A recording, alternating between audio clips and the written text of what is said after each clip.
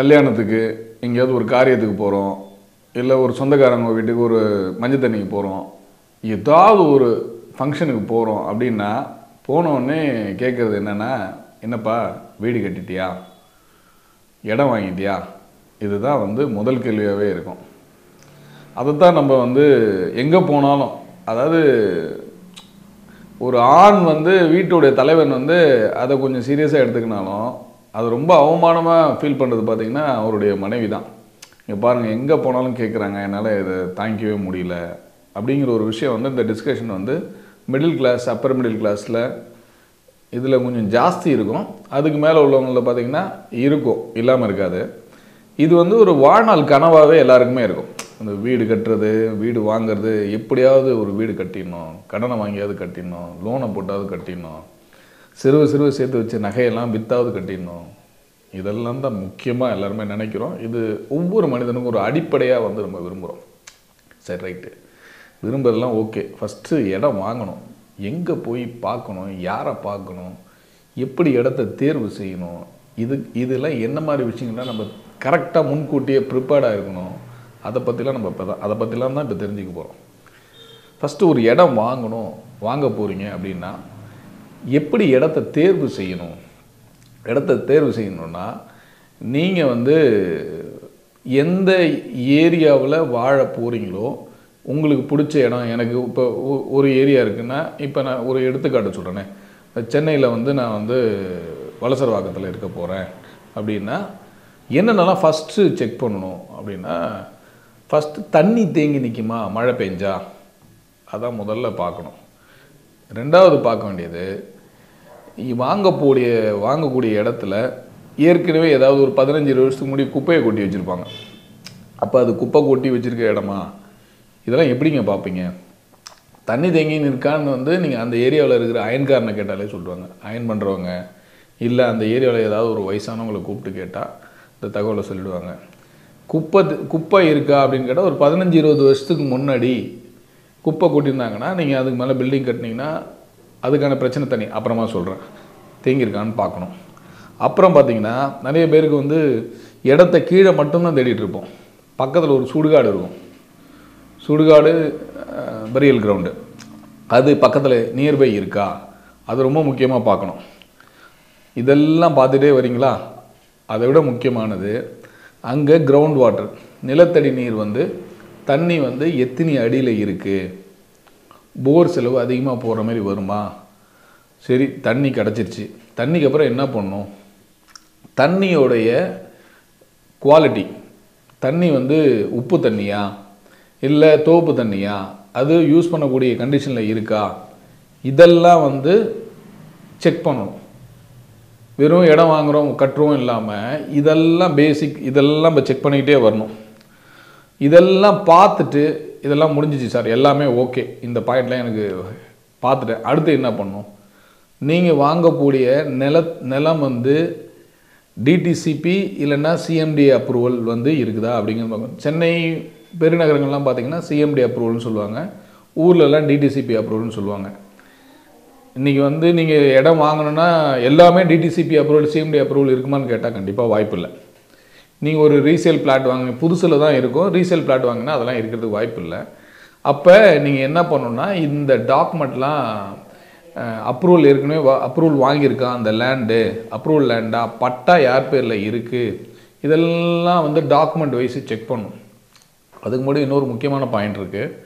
என்ன பண்ணணும் அப்படின்னா, நீங்கள் வாங்கக்கூடிய ப்ராப்பர்ட்டியோடைய சாலையின் அகலம், ரோட் வித் வந்து குறைந்தபட்சம் ஒரு 24 அடியாவது குறைந்தபட்சம் இருக்கணும். 30 அடி இருந்தால் ரொம்ப ஹாப்பி. எதுக்கு இதை நான் உங்கள்கிட்ட சொல்ல வரேன்னா, நீங்கள் 24 அடி ரோடு வித்தில் பார்த்தீங்கன்னா அந்த ரோட்டில் என்ன பண்ணியிருப்பாங்கன்னா, வீடு வந்து அவங்க இடத்துல கட்டியிருப்பாங்க, ரேம்ப் வந்து உள்ளே வந்துடும். ஆல்மோஸ்ட் பார்த்திங்கன்னா அந்த ரோடு வித்து வந்து 24 அடின்னு சொல்லுவாங்க, ஒரு 18 அடி 17 அடி தான் இருக்கும். இது எதுக்கு மெயினாக இதை சொல்ல வரேன்னா, ஒரு சாதாரணமாக யதார்த்தமாக சொன்னோம், உங்களுக்கு புரிகிற மாதிரி சொல்லணும் அப்படின்னா, ஒரு கார் வந்து ஒரு கார் போகிற அளவுக்கு, அதாவது குறைந்தபட்சம் ஒரு ரோடு வித்தாவது இருந்தால் தான் உங்களுக்கு வந்து வீடு கட்டுறதுக்கு மெட்டீரியல் கொண்டாந்து இறக்கி வைக்கிறதுக்காவது அந்த சைஸ் வேணும். 30 அடி 40 அடிலாம் என்ன இன்னும் வெல் அண்ட் குட். அந்த மாதிரி ஒரு ப்ராப்பர்ட்டி கிடைக்கிறது ரொம்ப நல்லது. இது மெயினாக வீடு கட்டுறதுக்கு முன்னாடி இதெல்லாம் செக் பண்ண வேண்டியது. சரிங்க, வீடெலாம் இடம்லாம் பார்த்தாச்சு, பிடிச்சி போச்சு, வாங்க போகிறேன். ப்ராப்பர்ட்டியோட சைஸ் என்ன இருக்கணும்? 18 அடிக்கு 30 அடிக்கு ஒரு ப்ராப்பர்ட்டி இருக்குது, வாங்கலாமா? இல்லை 12 அடிக்கு 30 அடி இருக்குது, ஆனால் மெயின்லேயே இருக்குது, சூப்பர் ப்ராப்பர்ட்டி. ரெசிடென்ஷியலுக்கு அது செட்டே ஆகாது. அதாவது வீடு கட்டுவதற்கு குறைந்தபட்சம் முகப்பு வந்து ஒரு 25 அடி 24 அடி குறைந்தபட்ச முகப்பு இருந்தால் தான் ஒரு பக்கம் வீடு கட்டிட்டு ஒரு பக்கமாவது சன்லைட், அதாவது வந்து வெளிச்சத்துக்கு கொண்டு வர முடியும். வெளிச்சமே இல்லாமல் வீடு இருக்க முடியாது. அப்போ குறைந்தபட்சம் 24 அடி வந்து ஃப்ரண்ட் வித்து வேணும். 24க்கு 30, அதாவது என்ன பிரெத் இருக்கோ அதில் இன்ட்டு 1.5 வந்து டெப்த் இருக்கலாம். அதை விட ஜாஸ்தி இருக்குது அப்படின்னா நீங்கள் இந்த வீடு கட்டுறதோடைய, அதாவது ப்ராப்பர் சைஸ் வந்து உங்களுக்கு கிடைக்காது. வென்டிலேஷன் ஒரு பிரச்சனை இருக்குது. அதனால் லேண்டு பார்க்கும்போது, நீங்கள் லேண்டு வாங்கும்போது என்ன பண்ணால் அந்த குறைந்தபட்ச வித்து வந்து 24 அடி கம்மி இருந்தால் தயவுசெய்து வாங்காதீங்க. அது வாங்கிறது வந்து வாங்கி நீங்கள் அப்படி கட்டிட்டீங்க அப்படின்னா உங்களுக்கு வீடு ரொம்ப அந்த ரூம் ப்ராப்பர் டிசைன் சைஸுக்கு உங்களால் கொண்டு வர முடியாது. ஒரு கட்டில் போனால் கூட பஞ்சாயத்தாக இருக்கும். நீங்கள் நிறைய யூடியூப்லாம் பார்க்கலாம், ஒரு சின்ன சைஸில் இந்த மாதிரி வீடு கட்டலாம் கொள்ளலாம் அப்படின்னு. அதெல்லாம் வந்து நடைமுறைக்கு ஒத்து வருமானு கேட்டால் கண்டிப்பாக கேள்விக்குறி தான். இதுதான் வந்து ஒரு லேண்ட் வாங்கிறதுக்கான பேஸ். இது எல்லாத்தையும் பண்ணிவிட்டு சரி இதெல்லாம் செக் பண்ணுறோம் சார், இதெல்லாம் ஓகே, எல்லாம் சூப்பர், இதை வந்து எப்படி கரெக்டாக செக் பண்ணுறது, இதை பற்றி எனக்கு எதுவுமே தெரியாது, இது என்ன எப்படி யாரை வச்சு செக் பண்ணுறது அப்படின்னு கேட்டால் கண்டிப்பாக நீங்கள் என்ன பண்ணுறீங்கன்னா, ஒரு லேண்ட் வாங்க போகிறீங்க அப்படின்னா லோக்கலில் இருக்கிற புரோக்கர்ஸ் அவங்கள்ட்ட டீட்டெயில் கேட்டுங்க. ஆனால் ஒரு பொறியாளரை போய் பாருங்கள். ஒரு சிவில் இன்ஜினியருக்கு தான் அந்த ரோட் வித்து என்ன இருக்கும், அது அப்ரூவல் பிளாட்டா, அப்ரூவல் போகணுன்னா அப்ரூவல் போகிறதுக்கு சரியாக இருக்குமா, நீங்கள் இந்த டாக்குமெண்ட்லாம் வாங்க போகிறீங்க அப்படின்னா டாக்குமெண்ட் வந்து சரி எல்லாம் முடிஞ்சு போச்சு சார், டாக்குமெண்ட் ஒரு அட்வான்ஸ் கொடுத்து டாக்குமெண்ட் வாங்குறீங்க, வாங்கினோடனே என்ன பண்ணுவீங்கன்னா லீகல் கொடுத்து செக் பண்ணுவீங்க. கரெக்டாக லீகல் செக் பண்ணுறது ஓகே. இது இல்லாமல் இன்ஜினியரிங்கும் செக் பண்ணும். இன்ஜினியரிங் செக் பண்ணோன்னா இது அந்த டாக்குமெண்ட்டை கொடுத்து ஒரு இன்ஜினியர்கிட்ட கொடுத்து அப்ரூவலுக்கு போனால் இது எல்லாம் பிரச்சனை இல்லாமல் இருக்குமா அப்படின்னு செக் பண்ணும்போது அப்போ தான் அவர் சொல்லுவார், சரி இதுக்கு ஏற்கனவே வந்து ஹவுசிங் போர்டில் வந்து ஒரு நோட்டீஸ் இருக்குது, இந்த ப்ராப்பர்ட்டியில் வந்து நீங்கள் வீடு கட்ட முடியாது அப்படிங்கிறத வந்து ஒரு இன்ஜினியர் சொல்லுவார். எல்லோரும் என்ன பண்ணுவாங்கன்னா லேண்டு வாங்குறது, லீகல் செக் பண்ணுறது, பேங்க்கில் கொடுக்கறது, ப்ராசஸ் பண்ணுவாங்க. பட் இன்ஜினியரிங் செக்லிஸ்ட்டும் இருக்குங்கிறது வந்து ரொம்ப முக்கியமான பாயிண்ட். இன்ஜினியர் ஏன் செக் பண்ணணும்? ரோடு வித்து செக் பண்ணுவார், இன்ஜினியர் வந்து ஃப்ரண்ட் வித்து எவ்வளோ இருக்குன்னு செக் பண்ணுவார். இந்த நான் சொன்ன மாதிரி ஒரு 10 வருஷத்துக்கு முடி கீழே ஒரு குப்பை கூலம் இருந்தது, அதை போட்டு மண்ணை போட்டு மூடியிருந்தால் அதில் வந்து ஃபவுண்டேஷன் போட்டால் பில்டிங் இறங்கி போயிடும். இதெல்லாம் பார்த்திங்கன்னா ஒரு சிவில் இன்ஜினியர் செக் பண்ணுவார். இடம் வாங்கியாச்சு, இடம் வாங்கி வீடு கட்ட போகிறோம். வீடு கட்டுறதுக்கு ஃபஸ்ட்டு யாரை போய் பார்க்கணும்? ஒரு இன்ஜினியர்கிட்ட கொடுக்கலாமா, இல்லை லோக்கலில் ஒரு மேஸ்திரிகிட்ட கொடுக்கலாமா? இன்ஜினியர்கிட்ட கொடுத்தா காசு ஜாஸ்தி கேட்பாங்களா? இன்ஜினியர்லாம் வந்தால் அவங்க காரில் வருவாங்க, நிறைய படிச்சிருக்காங்க, மார்ஜின் வைப்பாங்க. மேஸ்திரினா நம்மளே மெட்டீரியல் வாங்கி கொடுத்து கட்டிடலாம், இப்படிலாம் உங்கள் மைண்டில் தோணுன்னு நான் நினைக்கிறேன். கண்டிப்பாக தோணும். ஏன்னா எல்லோருடைய பிரச்சனை என்னென்னா பட்ஜெட்டு. ஃபஸ்ட்டு நீங்கள் வீடு கட்ட போகிறீங்க அப்படின்னா உங்களுடைய ரெக்யர்மெண்ட்டு என்ன, எவ்வளோ வேணும், வீடு கட்டுறதுக்கு பட்ஜெட் என்ன அப்படிங்கிறத ஃபஸ்ட்டு முடிவு பண்ணிங்க. ஃபஸ்ட்டு பாயிண்ட்டாக தான் சார் பட்ஜெட்னா என்ன சொல்ல வரீங்க? உங்கள் கையில் எவ்வளோ பணம் இருக்குது, இல்லை எவ்வளோ நகை இருக்குது. பணம் இருக்குதுன்னு சொல்கிறத விட நகையை தான் நம்ம சொல்லணும். அப்பர் மிடில் கிளாஸ் எல்லாமே வீடு வாங்கணும்னா அவங்களுடைய சேவிங்ஸே மேஜராக பார்த்திங்கன்னா நகை தான் இருக்கும். சரி அதெல்லாம் விற்றால் இவ்வளோ காசு வரும், இல்லை ஃப்ரெஷ் பண்ணால் அடகு வச்சா இவ்வளோ காசு வரும், மீதி லோன் போய்க்கலாம். இதுதான் அடுத்த பாயிண்ட்டு. அப்போ 2 விஷயம் நடந்திருக்கும். நீங்கள் லேண்டு வாங்கும்போதே என்ன பண்ணுவாங்கன்னா, நீங்கள் வீடு கட்டுற மாதிரி இருந்தால் தான் லேண்டுக்கும் லோன் அப்ரூவல் பில்டிங் சேர்த்து தான் கொடுப்பாங்க. அப்படி உங்களுக்கு அப்ரூவல் கொடுத்துருந்தா பிரச்சனை கிடையாது. அது ஆட்டோமேட்டிக்காக உங்களுக்கு அந்த பில்டிங் லோன் வந்து ஆட்டோமேட்டிக்காக வந்துடும். நீங்கள் ஒரு பேஸ்மெண்ட் வரைக்கும் போடணும். போட்டதுக்கப்புறம் நீங்கள் பில்டிங் பண்ணுறதுக்கு வந்து பேங்க் ஆட்டோமேட்டிக்காக லோன் கொடுத்துருவாங்க. சார் அதெல்லாம் ஓகே சார், நான் லேண்டு கை காசு கொடுத்து வாங்கிட்டேன், லோன் நான் போகிறேன், அப்போ நான் என்ன பண்ணணும்? இதுக்கு யார் வந்து லோன் போக போகிறாங்களோ அவங்கள்ட்ட ஃபஸ்ட்டு லோன் எலிஜிபிள் இருக்கா அப்படிங்கிறத செக் பண்ணிங்க. எவ்வளோ எலிஜிபிள் இருக்குது அப்படிங்கிறதையும் நீங்கள் பார்த்துங்க. அதுதான் முதல்ல நான் சொல்கிறது. பட்ஜெட்டுங்கிறது வந்து இதெல்லாம் செக் பண்ணிவிட்டு உங்கள் கையில் எவ்வளோ காசு இருக்குது, ஒரு பட்ஜெட் ஃபிக்ஸ் பண்ணுறீங்க அப்படின்னா, ஒரு வீடு கட்டுறதுக்கு நீங்கள் ஒரு 25 லட்ச ரூபா ஃபிக்ஸ் பண்ணுறீங்க அப்படின்னு பிளான் பண்ணுறீங்க அப்படின்னா, 25 லட்ச ரூபானா அதில் வந்து ஒரு 15 to 20% வந்து டீவியேஷன் இருக்கிறதுக்கு வாய்ப்பு இருக்குது. குறைந்தபட்சம் 10%ஆவது, ஒரு 2.5லேருந்து 3 லட்ச ரூபா எக்ஸ்ட்ரா வருங்கிறத இப்போயே முடிவு பண்ணிங்க. 25 லட்ச ரூபான்னா 28 லட்ச ரூபா செலவு மேலே வர்றதுக்கு வாய்ப்பு இருக்குங்கிறத முடிவு பண்ணிங்க. அப்போ உங்கள் பட்ஜெட் என்னென்னா, என்ன பட்ஜெட் பண்ணுறீங்களோ அதுலேருந்து வந்து நான் சொன்ன அந்த பர்சன்டேஜையும் ஆட் பண்ணி பட்ஜெட் வச்சுங்க. அதுதான் மெயின். சரி, பட்ஜெட் பண்ணியாச்சு சார். பட்ஜெட் பண்ணால் என்றைக்கு டே 1 என்றைக்கு டே எண்டு அப்படிங்கிறத முன்னாடியே முடிவு பண்ணிக்கணும். ஏன்னா நீங்கள் வந்து பேங்க் லோன் போக ஆரம்பிச்சிங்கன்னா உங்கள் இஎம்ஐ ஸ்டார்ட் ஆகிடுச்சு. அதாவது என்ன சொல்லணும், உங்கள் ஃபினான்ஷியல் கமிட்மெண்ட் எதுக்கு நான் இதை பட்ஜெட்டுங்கிறத ஃபஸ்ட்டு சொல்கிறேன் அப்படின்னா, இதுதான் கடைசி வரைக்கும் பிரச்சனையாகவே இருக்கும். அதனால் முன்னாடியே பிளான் பண்ணி க்ளீனாக அதை முடிச்சிங்க. முடித்ததுக்கப்புறம் திருப்பி சார் என்ன பண்ணணும், என்ன சைஸ் வீடு கட்டணும் இப்படிலாம் ஒரு ஐடியா நீங்களே என்ன பண்ணியிருப்பீங்க, வீட்டிலே உட்காந்து இது பெட்ரூமு, இந்த இடத்துல கிச்சன் இருக்கணும், எனக்கு இப்படி வரணும் அப்படி வரணும், உங்கள் மனைவி கூட உங்கள் பசங்க கூட டிஸ்கஸ் பண்ணியிருப்பீங்க இல்லையா? அந்த டிஸ்கஸ் பண்ணதை ஒரு இன்ஜினியர்கிட்ட கொண்டு போய் கொடுங்க, பொறியாளர்கிட்ட கொடுத்து இது இந்த இடத்துல இந்த சைஸுக்கு என்ன வந்து பில்டிங் பண்ணலாம், அதுக்கு வந்து எனக்கு என்னோடய ரெக்யர்மெண்ட் என்னன்னு சொல்லி ஒரு இன்ஜினியர்கிட்ட கொடுங்க.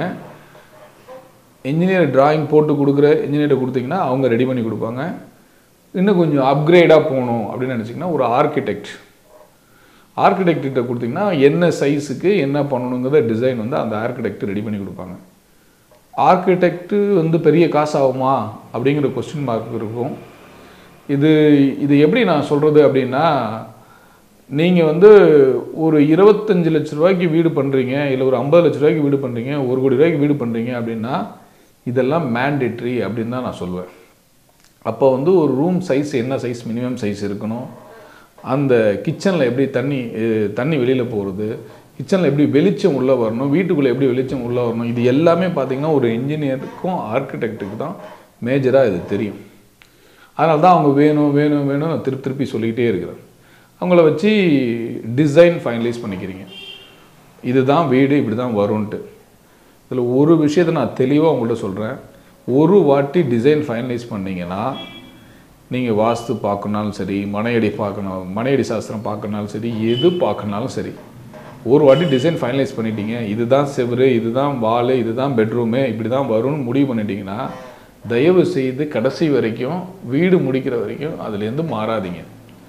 என்ன பிரச்சனைனா, அந்த வீடு கட்டுறதுல நிறைய இடத்துல எல்லாம் ஃபைனலைஸ் பண்ணி எல்லாம் சொல்லி எல்லாமே முடிச்சுருவாங்க. வீடும் போய்கிட்டே இருக்கும்போது பார்த்திங்கன்னா திடீர்னு ஒருத்தர் வந்து பார்த்துட்டு, சார் என்ன சார் இப்படி பண்ணி வச்சுருக்கீங்க, நடுவில் இந்த செவரு வரக்கூடாது சார், வந்ததுன்னா உங்கள் ஃபேமிலியில் பெரிய பிரச்சனை வரும் சார்னு ஒரு ஜோசியக்கார் சொல்லிட்டு போயிடுவார். அப்போ என்ன பண்ணிங்கன்னா அதை இடிக்க சொல்லுவீங்க. அது வந்து திருப்பி செலவு. அதனால் நீங்கள் ஒன்ஸு வரைபடத்தை ஃபைனலைஸ் பண்ணிட்டீங்க அப்படின்னா, நீங்கள் யார் வாஸ்துக்கார்ட்ட பார்க்கணுமா, இல்லை உங்களுக்கு தெரிஞ்சவங்கள்ட்ட யாராவது செக் பண்ணிக்கணுமா அப்படிங்கிறத எல்லாத்தையும் முன்னாடியே செக் பண்ணிட்டீங்கன்னா, நீங்கள் இதுதான் டிசைன்னா இதுதான் உங்கள் மைண்டில், அந்த வீட்டுக்குள்ளே போய் வாழ்கிற மாதிரியே மைண்டில் வச்சுக்கோங்க. அந்த மாதிரி பிளான் பண்ணிங்கன்னா அது முடிஞ்சு போச்சு, டிசைன் முடிஞ்சு போச்சு. அடுத்து என்ன பண்ணால் அப்ரூவல் ப்ராசஸ் பேரலாக போகும். வரைபடத்துடைய கட்டிட அனுமதி அது வாங்குவோம். அது பேரலாக வாங்கிட்டே இருப்பாங்க. அந்த ப்ராசஸ் இல்லாமல் வேறு என்னென்னலாம் பண்ணணும், அடுத்து வந்து போர் போடணும். போர் போடுறது வந்து அந்த ப்ராசஸ் தனி. போர் போடும்போது நீ என்ன மாதிரி செக் பண்ணி போடணும், ஏற்கனவே போர் போடனால் எந்த இடத்துல தண்ணி இருக்குன்னு செக் பண்ணிவிட்டு அந்த இடத்துக்கு தகுந்த மாதிரி எவ்வளோ டெப்த்துக்கு போகணும் அப்படிங்கிறத செக் பண்ணி ஆட்டோமேட்டிக்காக போர் போட போகிறோம். போர் போடுறது ஒரு ப்ராசஸ். இந்த ப்ராசஸ் நடந்துகிட்டே இருக்குது. இங்கே அப்ரூவல் கொடுத்தாச்சு. பேரலாக அடுத்து என்ன பண்ணிகிட்டு இருப்பாங்கன்னா சாயில் டெஸ்ட், மண் பரிசோதனை. நிறைய பேருடைய கொஸ்டின் என்ன சார், மண் பரிசோதனை செய்யணுமா? இதுதான் எல்லாருடைய கேள்வியும் இருக்கும். அது குறைந்தபட்சம் ஒரு 16,000 to 20,000 ரூபாய்க்குள்ளே மண் பரிசோதனைக்கு ஆகும். செய்யணுமா சார், நெசசரியா, அவசியமா? 80% பேர் அதை பொருட்டாகவே எடுத்துக்கிறது இல்லை அப்படிங்கிறது தான் என்னோட கருத்து. ஆனால் பண்ணணுமான்னு கேட்டால் கண்டிப்பாக பண்ணணுங்க.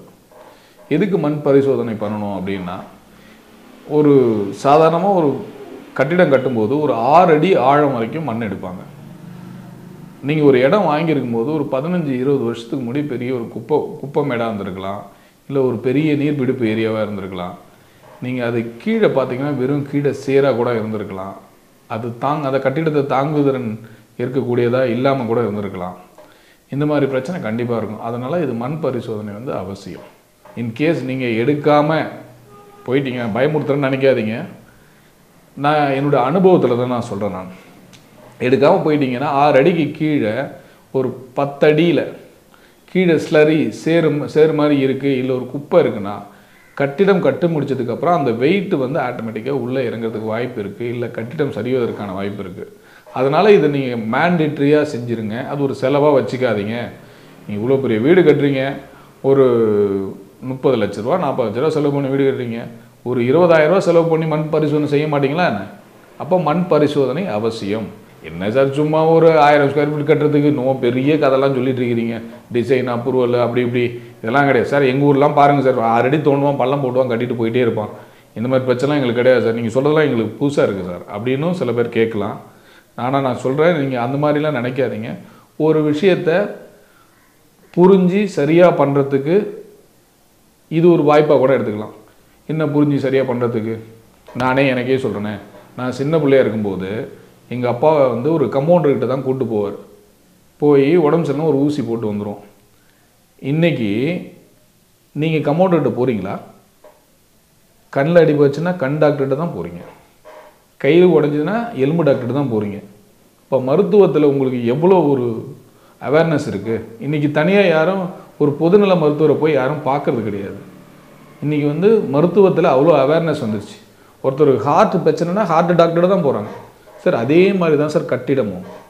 நீங்கள் சிறுக சேமித்து வச்சுட்டு அந்த பைசாவை செலவு பண்ண போகிறீங்க. உங்கள் வாழ்நாள் அச்சீவ்மெண்ட்டு ஒரு பேமெண்ட்டை சேர்த்து வச்சு அதுக்கப்புறம் உங்கள்கிட்ட ஒரு சேவிங்ஸே அடுத்த பார்ட்டு இருக்கா இல்லையானே தெரியாது. இல்லை சில பேர் வந்து இது ஒரு பகுதியாக கூட இருக்கலாம். பட் இதை வந்து ரொம்ப எவ்வளோ நுணுக்கமாக பார்க்கணும், இதுக்கு பெரிய செலவா அப்படின்னு கேட்டால் கண்டிப்பாக கிடையாது. இது ஏன் இவ்வளோ கதை சுற்றிலாம் சொல்கிறேன் அப்படின்னா, அந்த மாதிரி ஒரு அவேர்னஸ் வந்து இன்னும் இங்கே இல்லை. ஒரு சிவில் இன்ஜினியரை வச்சு தான் கட்டணும். இன்றைக்கி நீங்கள் கம்பவுண்டரில் போய் ஊசி போட்டுப்பீங்களா? யாராவது ஒரு ஆள் போட்டுப்பீங்களா? நான் போட்டுக்க மாட்டேன். ஏன்னா அவேர்னஸ் வர தான் இது ஒரு அவேர்னஸ் தான். அந்த விஷயமே ஒரு அவேர்னஸாகவே எடுத்துங்க. மண் பரிசோதனை பண்ணிடுறீங்க, எல்லாம் முடிஞ்சது, ரிப்போர்ட் வந்துடுது.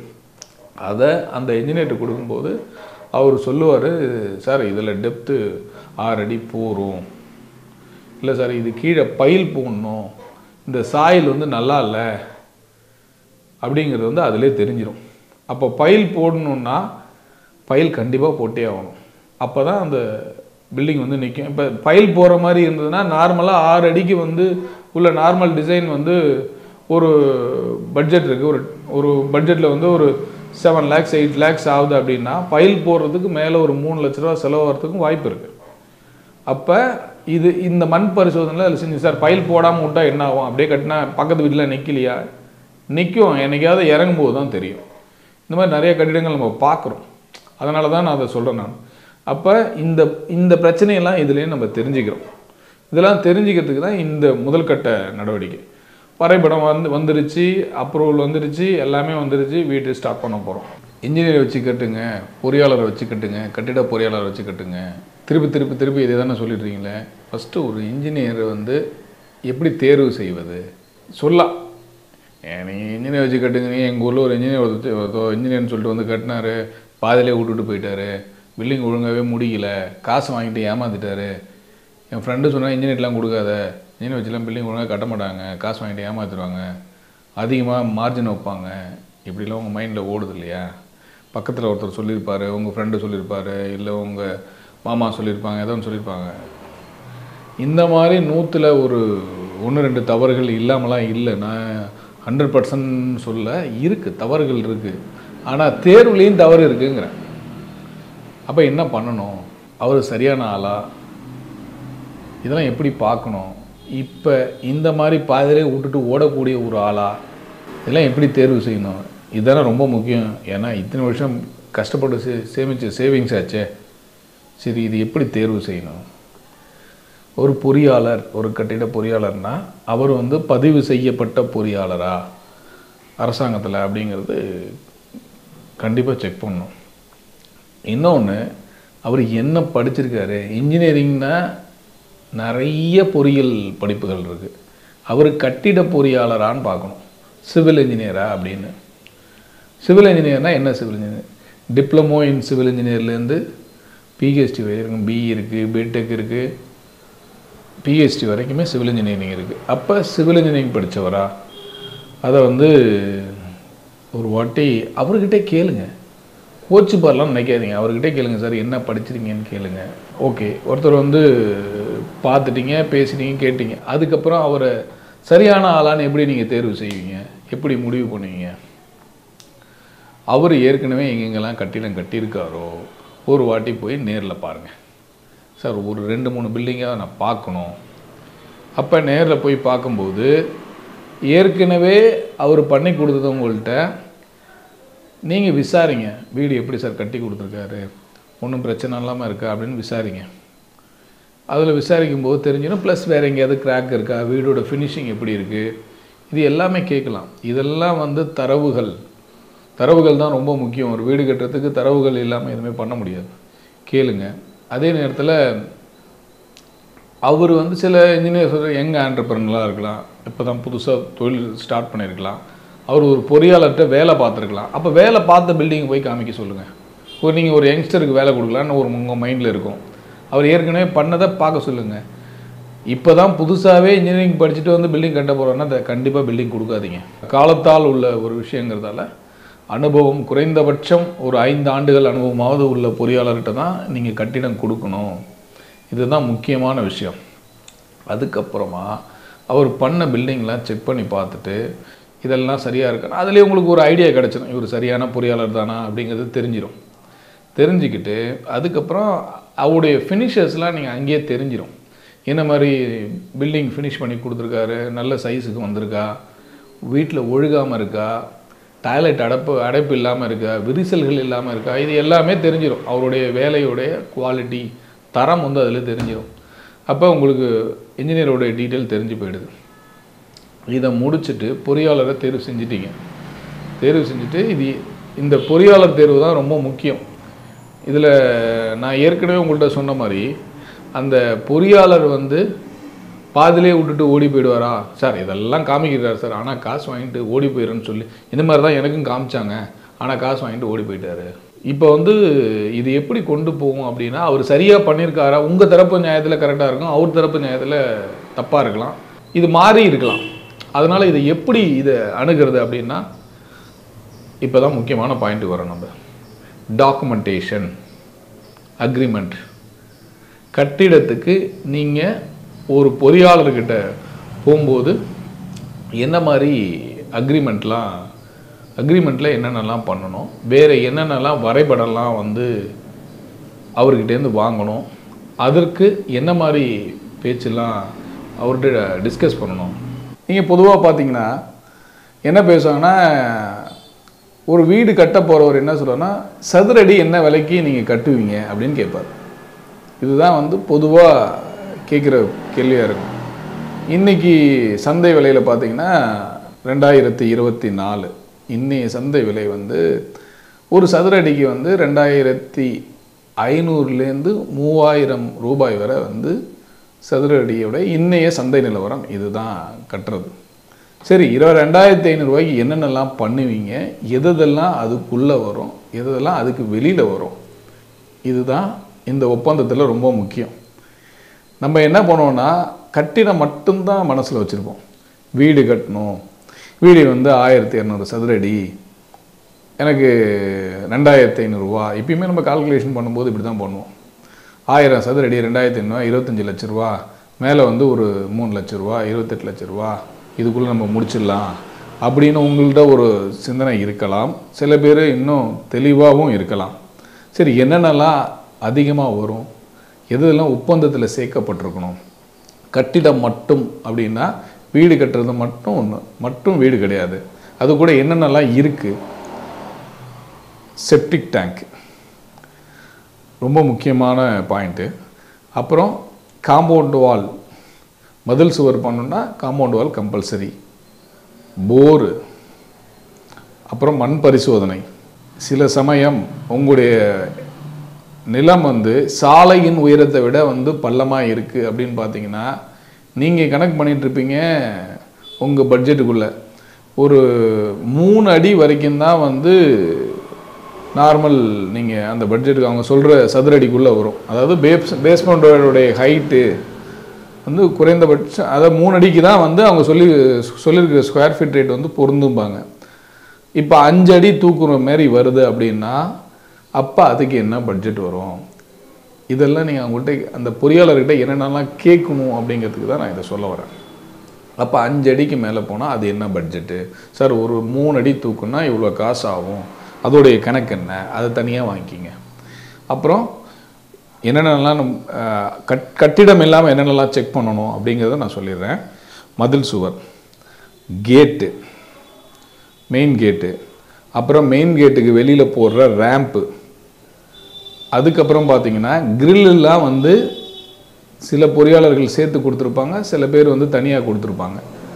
கிரில்லு இது இல்லாமல் வீட்டை சுற்றி பார்த்தீங்கன்னா சில பேர் பேவர் பிளாக் போட்டிருப்பாங்க, இல்லைன்னா காங்கிரீட் போட்டு கொடுக்கணும், இந்த மாதிரி வேலை இருக்கும். அந்த வேலைலாம் இதுக்குள்ளே சேர்ந்து வருமா? அதுக்கப்புறம் மழைநீர் வடிகால் கிணறு, இது ரொம்ப அவசியமான ஒன்று. இதில் மழைநீர் வடிகால் கிணறு அதோட காஸ்ட் என்ன? குறைந்தபட்சம் இன்றைய மார்க்கெட் விலையில் ஒரு நல்ல மழைநீர் வடிகால் கிணறுனா 18,000லேருந்து 25,000 ரூபாய்க்குள்ளே ஆகிறதுக்கு வாய்ப்பு இருக்குது. இதெல்லாம் வந்து நீங்கள் இதுக்குள்ளே கண்டிப்பாக செக் பண்ணியே ஆகணும். இதில் செப்டிக் டேங்க் இருக்கும். சில இடத்துல பார்த்தீங்கன்னா தண்ணியோடைய சேமிப்புக்கோசரம்னா சம்பு வச்சுருப்பாங்க. அதாவது மெட்ரோ வாட்டர் தண்ணி கலெக்ட் பண்ணுறதுக்கு வந்து ஒரு சம்பு ஒன்று வச்சுருப்பாங்க. இல்லை அந்த ஏரியாவில் தண்ணி நல்லா இல்லை, தோப்பு தண்ணியாக இருக்குது அப்படின்னா இங்கே சம்பில் கலெக்ட் பண்ணி தான் அதுலேருந்து தண்ணியை திருப்பி மேலே ஓவர் டேங்கில் எடுப்பாங்க. இது எல்லாமே வந்து கட்டிடத்துடைய சதுரடியில் வராது. அதை விட முக்கியமானது பேஸ்மெண்ட் ஹைட்டு வந்து 3 அடிக்கு மேலே இல்லை 2 அடிக்கு மேலே ரைஸ் பண்ணாங்க அப்படின்னா அதுக்கு எக்ஸ்ட்ரா காசு வரும்னு சொல்லுவாங்க. அதெல்லாம் உங்கள் பட்ஜெட்குள்ளே வருதாங்கிறத முழுமையாக தெரிஞ்சுக்குங்க. இதுதான் எக்ஸ்ட்ரா வர்றது. இது எல்லாத்தையும் சில விஷயங்கள் விட்டு போயிருந்தால் நீங்கள் அதையும் எனக்கு கீழே கமெண்டில் சொல்லுங்கள். இந்த விஷயம் எல்லாத்தையும் செக் பண்ணிவிட்டு இதுக்குள்ளே பட்ஜெட் பேக்கேஜ் சார் இதெல்லாம் சொல்கிறீங்க சார், எவ்வளோ சார் வரும்? நீங்கள் 25 லட்ச ரூபா 30 லட்ச ரூபாய்க்கு வீடு கட்டினீங்க அப்படின்னா குறைந்தபட்சம் ஒரு 4.5லேருந்து 5 லட்ச ரூபாய்க்குள்ள செலவு இருக்கும். அது உங்களுடைய இடத்தை பொறுத்து இருக்குது. சில இடத்துல சம்பு தேவைப்படாமல் இருக்கலாம், ஆனால் செப்டிக் டேங்கு கண்டிப்பாக தேவைப்படுறதுக்கு வாய்ப்பு இருக்குது. சில இடத்துல சம்பும் செப்டிக் டேங்கே தேவைப்படாமல் இருக்கலாம். அந்த இடம் பார்த்திங்கன்னா வெல் டெவலப்டு ஏரியாவாக இருக்கும். டைரெக்டாக கொண்டு போய் டைரெக்டாக டேப்பு திறந்தால் தண்ணி வர்ற மாதிரி இருக்கும். செப்டிக் டேங்க் இல்லாமல் டைரெக்டாக ட்ரைனேஜ்லேயே கனெக்ட் பண்ணுற மாதிரி இருக்கும். அப்போ இந்த 2 காஸ்ட்டும் கட் ஆகும். அப்போ நீங்கள் தேர்வு செய்ய இடத்துல ஏற்கனவே டெவலப் ஆகி இருந்ததுன்னா இந்த 2 காஸ்ட்டும் கட் ஆகிறதுக்கு வாய்ப்பு இருக்குது. சில இடத்துல தண்ணி இல்லைன்னா சம்பில் பிடிக்கணும் மேண்டேட்ரியாக இருக்குன்னா கண்டிப்பாக இது வந்து சம்பு இருக்க வேண்டிய அவசியம் இருக்குது. இது எல்லாமே தேவையா அப்படின்னு கேட்குற கேள்விக்கு தான் நான் இப்போ பதில் சொல்லிகிட்ருக்கேன் உங்கள்கிட்ட. அதுக்கப்புறம் பார்த்தீங்கன்னா மழைநீர் வடிகால் தேவையா? கண்டிப்பாக வேணும். மழைநீர் வடிகால் இல்லாத பில்டிங் கட்டுறதும் வாசக்கால் இல்லாத பில்டிங்கும் ஒன்று தான். ஏன்னா மழை பெஞ்சால் அந்த தண்ணி உள்ளே போய் அது வந்து கிரவுண்ட் வாட்டரை வந்து ஃபில்டர் பண்ணிக்கிட்டே இருக்கும். அதாவது உங்கள் நிலத்தடி நீரை சுத்தம் பண்ணுறதுக்கான அருமையான ஒரு வாய்ப்பு மழைநீர் வடிகால் மட்டும்தான். அதனால் அது மேண்டேட்ரி. அதுமாதிரி ஓவர் டேங்க்கு அது மேண்டேட்ரி. மேலே வெதரிங் கோட்ஸ் பண்ணுறது மேண்டேட்ரி. இது மாதிரி நிறைய விஷயங்கள் வந்து இதெல்லாம் தவிர்க்க முடியாத விஷயங்களை நீங்கள் பண்ணி தான் ஆகணும். பில்டிங் எப்படி பண்ணணும், என்னென்னலாம் அக்ரிமெண்ட்டில் வரணும் அப்படிங்கிறத வர வேண்டியதை சொல்லிட்டேன். அக்ரிமெண்ட்டில் என்னென்னலாம் இருக்கணும் சார், இங்கே பிரச்சனையே என்னென்னா டாக்குமெண்டேஷன் இல்லாத தான் பிரச்சனை. டாக்குமெண்டேஷனில் என்னென்னலாம், ஒரு அக்ரிமெண்ட் போடும்போது என்னென்னலாம் கவனிக்கணும், முக்கியமாக அக்ரிமெண்ட் போடும்போது வந்து பேசிக் ரேட்னு ஒன்று இருக்குது. என்னென்னலாம் பேசிக் ரேட்னா என்ன சார், என்ன சொல்ல வரீங்க? பேசிக் ரேட்னா அவர் சிமெண்ட் என்ன விலைக்கு வாங்குவார், மணல் என்ன விலைக்கு வாங்குவார், அவர் ஸ்டீல் என்ன விலைக்கு வாங்குவார், இந்த மாதிரி என்னென்ன பொருள்லாம் என்னென்ன விலைக்கு வாங்குவாருங்கிறது வந்து அந்த பேசிக் ரேட்டில் போட்டிருக்கணும். சார் மணல், சிமெண்ட்டு, ஸ்டீலு, செங்கல் இது மட்டும் போட்டால் போருமா?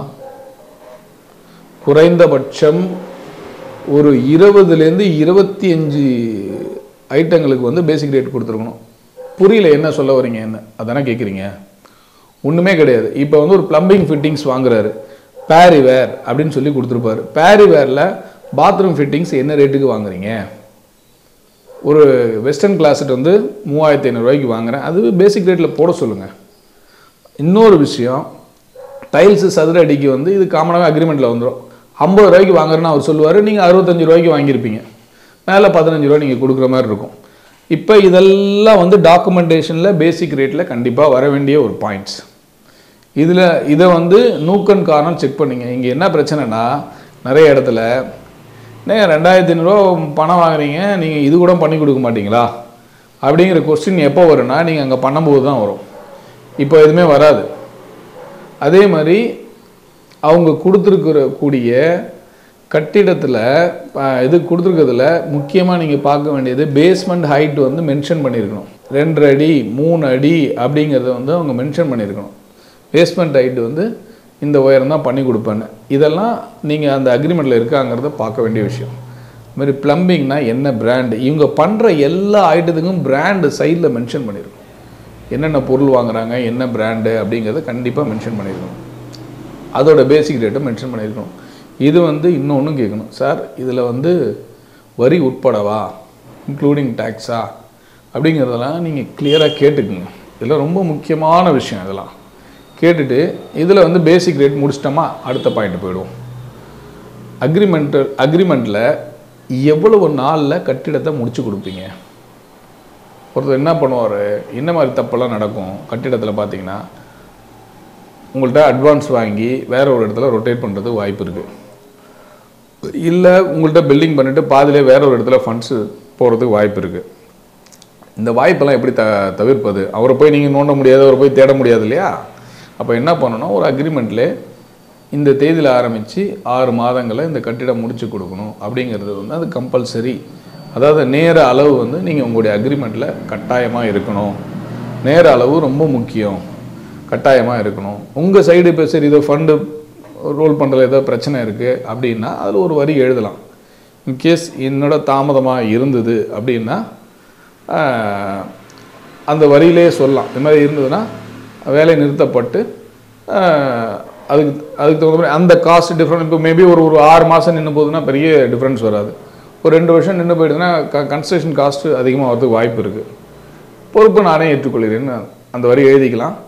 இதில் ரொம்ப முக்கியமான பாயிண்ட் என்னென்னா, இது எல்லாமே டாக்குமெண்டேஷனாக வேணும். இது நீ இந்த விஷயத்தை பண்ணிடுறீங்க அக்ரிமெண்ட்டில். டைமிங் வந்து மென்ஷன் பண்ணுமா அப்படின்னு கேள்வி இருக்கலாம். கண்டிப்பாக மென்ஷன் பண்ணியே ஆகணும். மென்ஷன் பண்ணால் தான் பிரச்சனை ஸ்டார்ட் ஆகிறதே அங்கே தான். வெல்டிங் முடிக்காமல் பாதிலே விட்டு போயிட்டாரு அப்படிங்கிற பிரச்சனை நிறைய இடத்துல இருக்குது. அதனால் நீங்கள் கண்டிப்பாக என்ன டைமுக்குள்ளே முடிக்கணுங்கிறத மென்ஷன் பண்ணிங்க. டைமிங் மென்ஷன் பண்ணியாச்சு. வேறு என்ன முக்கியமானது, அக்ரிமெண்ட்டில் என்ன முக்கியமானது, எதெல்லாம் டேப் பிடிச்சி அளந்து சதுரடி கணக்கில் எடுத்துப்பீங்க. இது நிறைய இடத்துல பிரச்சனை. இதுதான் பில்டிங்லாம் கட்டிடுவாங்க, கட்டி முடிச்சுட்டு சார் இதெல்லாம் அளவுலே வராது, பில்டிங்கில் டேப் பிடிச்சி அளக்க மாட்டோம் சார், இதையும் நாங்கள் அளவில் எடுத்துப்போம். இந்த கேள்வி வந்து நிறைய இடத்துல இருக்குது. நிறைய இடத்துல இதுதான் பஞ்சாயத்தாகவே இருக்கும். அப்போ பில்டிங்கோடைய நீள அகலம் எடுப்பாங்க. படியை வந்து பில்டிங்கோட அளவில் பில்டிங்குள்ளே வந்ததுன்னா அந்த அளவுக்குள்ளே வந்துடும். பில்டிங்கை விட்டு வெளியில் படி வருதுன்னா படிக்கு வந்து அந்த படியோடைய காங்கிரீட் போட்டது, படி மெரிச்சது, கைப்பிடிலாம் சேர்த்து அது தனியாக பேக்கேஜாக கொடுப்பாங்க. சில பேர் சதுர அடியில் அதில் பாதி அளவு முக்கால் அளவுன்னு கொடுப்பாங்க. அதை நீங்கள் சரியாக வந்து கிராஸ் செக் பண்ணிங்க. வெறும் படி ஓப்பனில் வெளியில் இருந்தால் சதுர அடி கணக்கில் வராது. அப்போ நீங்கள் மேலே தான் வரும்.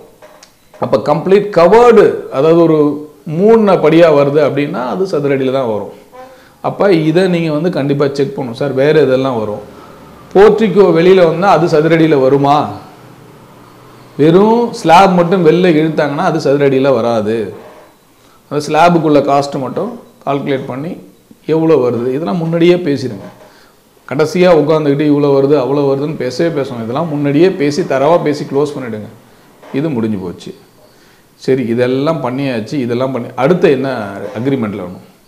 அக்ரிமெண்ட்டில் முக்கியமாக பார்க்க வேண்டியது என்னென்னா, அவங்க கொடுத்துருக்கக்கூடிய ஸ்டீல் கம்பி வந்து ஆஸ் பர் டிசைன் கொடுத்துருக்காங்களா? டிசைன்னா என்ன சார் சொல்ல வரீங்க? சார், ஒரு கட்டிடம் கட்டுறதுக்கு பொறியாளர் நான் வேணும்னு சொன்னேன் இல்லைங்களா? அப்போ வந்து பேரலாக பார்த்தீங்கன்னா இந்த ஃபவுண்டேஷனுக்குன்னு அந்த சாயில் டெஸ்ட் மண் பரிசோதனை பண்ணதுக்கு ஒரு ஸ்டீல் டிசைன் கொடுத்துருப்பாங்க. அந்த டிசைனில் என்ன ராடு கொடுத்துருக்கோ அந்த ராடு வந்து அக்ரிமெண்ட்டில் மென்ஷன் பண்ணியிருக்கணும். அப்படி இல்லைன்னா ஸ்ட்ரக்சரல் இன்ஜினியர் கொடுத்த டிராயிங் பிரகாரம் வந்து இந்த கட்டிடத்தை அந்த டிசைன் பிரகாரம் கட்டி கொடுப்பேங்கிற ஒரு வரி வந்து கண்டிப்பாக இருக்கணும். ஸ்ட்ரக்சரல் இன்ஜினியர் வந்து என்ன சார் அது எனக்கு புரியல, என்ன சொல்ல வரீங்க? ஒன்றும் இல்லை சார், அந்த டிராயிங்கில் என்ன கம்பி கொடுத்துருக்காங்களோ அது இதில் கட்டிடத்துக்குள்ளே இருக்கா அப்படிங்கிறத சொல்கிறதுக்கு இந்த வரியை கண்டிப்பாக ஆட் பண்ணியிருக்கணும். ஸ்ட்ரக்சரல் இன்ஜினியர் வந்து சீல் போட்டு சைன் பண்ணி கொடுத்த ஸ்ட்ரக்சரல் இன்ஜினியராக இருக்கணும். இது அக்ரிமெண்ட்டில் முக்கியமான பார்ட். அக்ரிமெண்ட்டு பேஸ்டு இன்னொன்று இருக்குது. பார்த்தீங்கன்னா அக்ரிமெண்ட்டில் டிராயிங்ஸ் இருக்குது.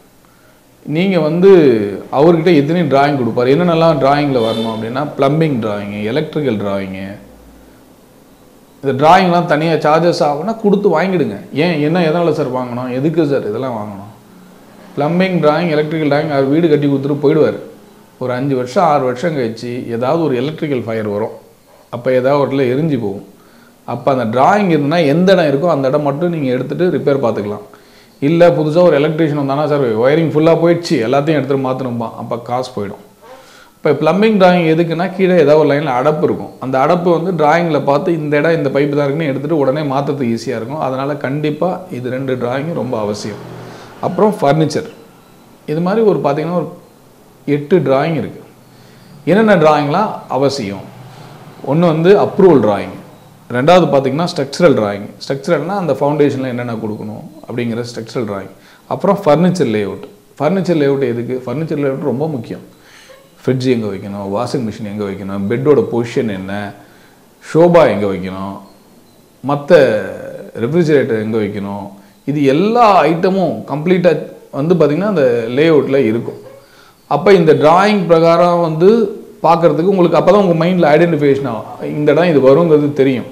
அப்போ ஃபர்னிச்சர் லேஅவுட், ஃபர்னிச்சரு. அதுக்கப்புறம் பார்த்திங்கன்னா plumbing drawing, electrical drawing, roof drawing. அப்புறம் வந்து இன்கேஸ் இன்டீரியர் பண்ணுறீங்க உள்ள அப்படின்னா இன்டீரியருக்கு உள்ள டிராயிங்கு. இந்த டிராயிங் எல்லாமே ஒரு செட்டு காப்பி உங்கள்கிட்டையும் இருக்கணும், அவர் இன்ஜினியரிங் இருக்கும். நீங்கள் இதை ஃபைலாக வச்சுருந்தா தான் நாளைக்கு வந்து வேறு ஏதாவது இஷ்யூ இருக்குது, ஏதாவது ஒன்று வாலை உடச்சிட்டு மாற்றணும் அப்படின்னா உங்களுக்கு ஈஸியாக இருக்கும். அதனால் டிராயிங் வந்து மேண்டேட்ரி மஸ்ட். கண்டிப்பாக டிராயிங்கை அக்ரிமெண்ட்டோடு சேர்த்து ஃபைல் பண்ணிவிடுங்க. அக்ரிமெண்ட் போட்டாச்சு, பேசியாச்சு, டிராயிங் வாங்கியாச்சு, எல்லாம் முடிஞ்சுது. வீடு ஸ்டார்ட் பண்ண போகிறோம். பூமி பூஜை போட்டு வீடு ஆரம்பிக்க போகிறோம். ஓகே, பூஜை போட்டாச்சு, வீடு ஆரம்பிச்சிட்டோம். சரி, அதில் என்னென்னலாம் பண்ணணும்? வீடு ஆரம்பிக்கிறதுக்கு முன்னாடியே ஒன்று பண்ணணும். ஒரு டெம்ப்ரவரி கனெக்ஷன், ஒரு ஷெட்டு போட்டு ஒரு டெம்ப்ரவரி தற்காலிக இபி ஒன்று வாங்கணும். ஏன்னா அந்த தண்ணி பம்ப் பண்ணுறது வேலைக்கு இதுக்கு எல்லாத்துக்குமே வந்து தண்ணி அவசியம் இல்லைங்களா, அதுக்கு கரண்ட் அவசியம் இல்லையா, அதுக்காக கண்டிப்பாக ஒரு தற்காலிக இபி லைன் ஒன்று வேணும். அது மட்டும் இல்லாமல் கட்டிடம் சம்மந்தப்பட்ட கம்பி கட் பண்ணுறது எல்லா வேலைக்குமே கண்டிப்பாக மின்சாரம் அவசியம். அதனால் தற்காலிக ஒரு மின் இணைப்பு வாங்கணும். அது அக்ரிமெண்ட்டில் வருமா? அடுத்த கொஸ்டின் அதானே.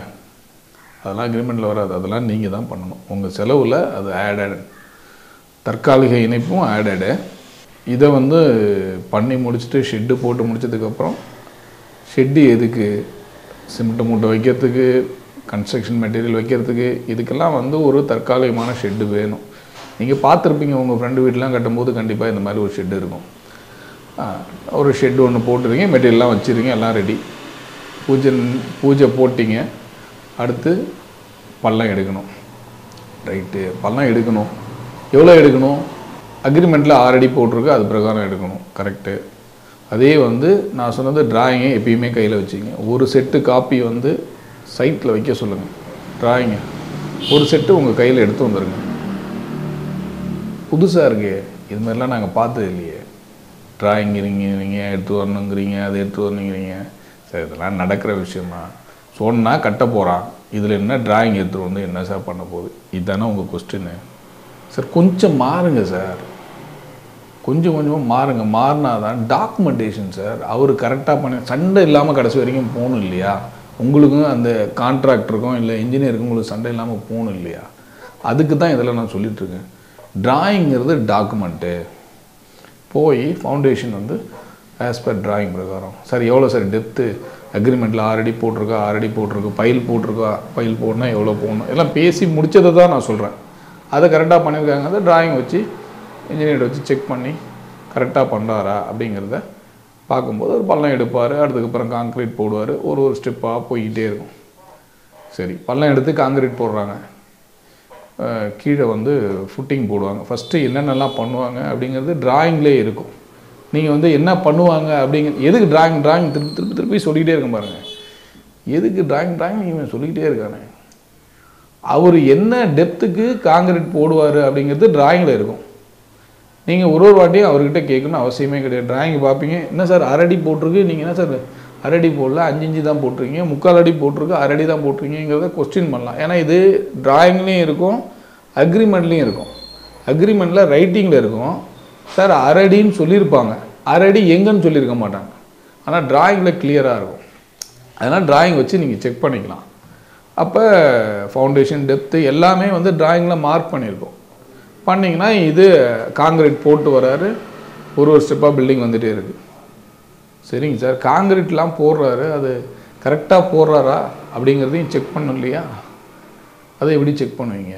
அவருக்கு கொடுத்துருக்குற அளவுக்கு போட்டிருக்காரா அப்படிங்கிறது வந்து சார் இந்த காங்கிரீட் போடுறீங்களே இது வந்து என்ன ரேஷியோவில் போடுறீங்க, அதுக்கு வந்து ஒரு கன அடிக்கு எவ்வளோ சிமெண்ட் ஆகும் அப்படிங்கிறத அவர்கிட்ட கேளுங்க. அவர் சொல்லுவார் சார் ஒரு கன அடிக்கு இவ்வளோ சிமெண்ட் ஆகும் சார், ஒரு கியூபிக் ஃபீட்டுக்கு இவ்வளோ சிமெண்ட் ஆகும்னு சொல்லுவார். ஏன்னா காங்க்ரீட்டில் நிறையா இருக்குது. கீழே பார்த்தீங்கன்னா பிசிசி பிளைன் சிமெண்ட் காங்க்ரீட்னு சொல்லுவாங்க. அது ஃபுட்டிங் கீழே போடுறது, அதுக்கு எவ்வளோ சிமெண்ட் ஆகும், அதுக்கு அடுத்த லெவலுக்கு எவ்வளோ சிமெண்ட் ஆகும். அவர் வந்து எவ்வளோ சார் ஒரு இதுக்கு வந்து காங்க்ரீட்டுக்கு வந்து போகிறதுக்கு வந்து ஒரு கனடிக்கு வந்து 11 கிலோ ஆகும், 12 கிலோ ஆகும். அவர் ஒரு குவான்டிட்டி சொல்கிறாருன்னா என்ன ரேஷியோ சார், என்ன ரேஷியோ எப்படி ரேஷியோன்னு கேட்பீங்க. அதுதான் டிராயிங்கில் இருக்கும். என்ன ரேஷியோ 1:1.5:3 1:4 1:4:8 போட்டிருக்கோம். சரி, இதெல்லாம் எப்படி சார் நான் தெரிஞ்சுக்கிறது? ஒன்று ரொம்ப சிம்பிள் சார். 1:1.5:3 வந்து பர் சிஎஃப்டிக்கு எவ்வளோ சிமெண்ட்டுன்னு கூகுள் அடிச்சிங்கன்னா வரப்போகுது. அவர் சொல்கிறத கிராஸ் செக் பண்ணிங்க. இதெல்லாம் பண்ணணுமா? கண்டிப்பாக பண்ணணும். நீங்கள் இதெல்லாம் ஒன்று ஒன்றா செக் பண்ண அப்போ என்னன்னா உங்களுக்கும் இந்த விஷயங்களை தெரிஞ்சுப்பீங்க. இதெல்லாம் சண்டை வராமல் இருக்குது தான் இந்த கதைலாம் நான் உங்கள்கிட்ட சொல்லிட்டுருக்கேன். இவ்வளோ டீட்டெயிலாக பார்க்கணுமா? உங்களுக்கு நம்பிக்கையான ஆளாக இருக்கார், கரெக்டாக பண்ணுவார்னா இவ்வளோ டீட்டெயிலாக பார்க்க வேண்டியதில்லை, அவரே சரியாக பண்ணுவார். குறைந்த எனக்கு தெரிந்து 90% பொறியாளர்கள் வந்து சரியாக தான் பண்ணுவாங்க. 10% எங்கேயாவது ஒரு தப்பு இருக்கலாம். இல்லாமலாம் இருக்குன்னா நான் சொல்ல மாட்டேன், கண்டிப்பாக இருக்கும். அப்போ இதை நீங்கள் காங்க்ரீட்டில் செக் பண்ணணும். காங்க்ரீட் போட்டு காலத்தை போட்டுக்கும்போது காலத்துக்கு கண்டிப்பாக வைப்ரேட்டர் போடணும். முக்கியமாக நீங்கள் சொல்கிற இன்ஜினியர்கிட்ட தெளிவாக சொல்லிவிடுங்க, வைப்ரேட்டர் இல்லாமல் காங்கிரீட் போடாதீங்கன்னு சொல்லிடுங்க. ஃபுட்டிங்க்கு வைப்ரேட்டர் தேவைப்படாது. அது வந்து கொஞ்சம் மிக்ஸ்டு வந்து ட்ரை மிக்ஸு ப்ளஸ் கொஞ்சம் தண்ணி கலந்து டைட்டாக அப்படியே வச்சு தட்டினாலே போகிறோம். ஆனால் காலத்துக்கு வைப்ரேட்டர் போடணும், பீமுக்கு வைப்ரேட்டர் போடணும். வைப்ரேட்டர் போடுறதால என்ன சார் பெனிஃபிட்டு?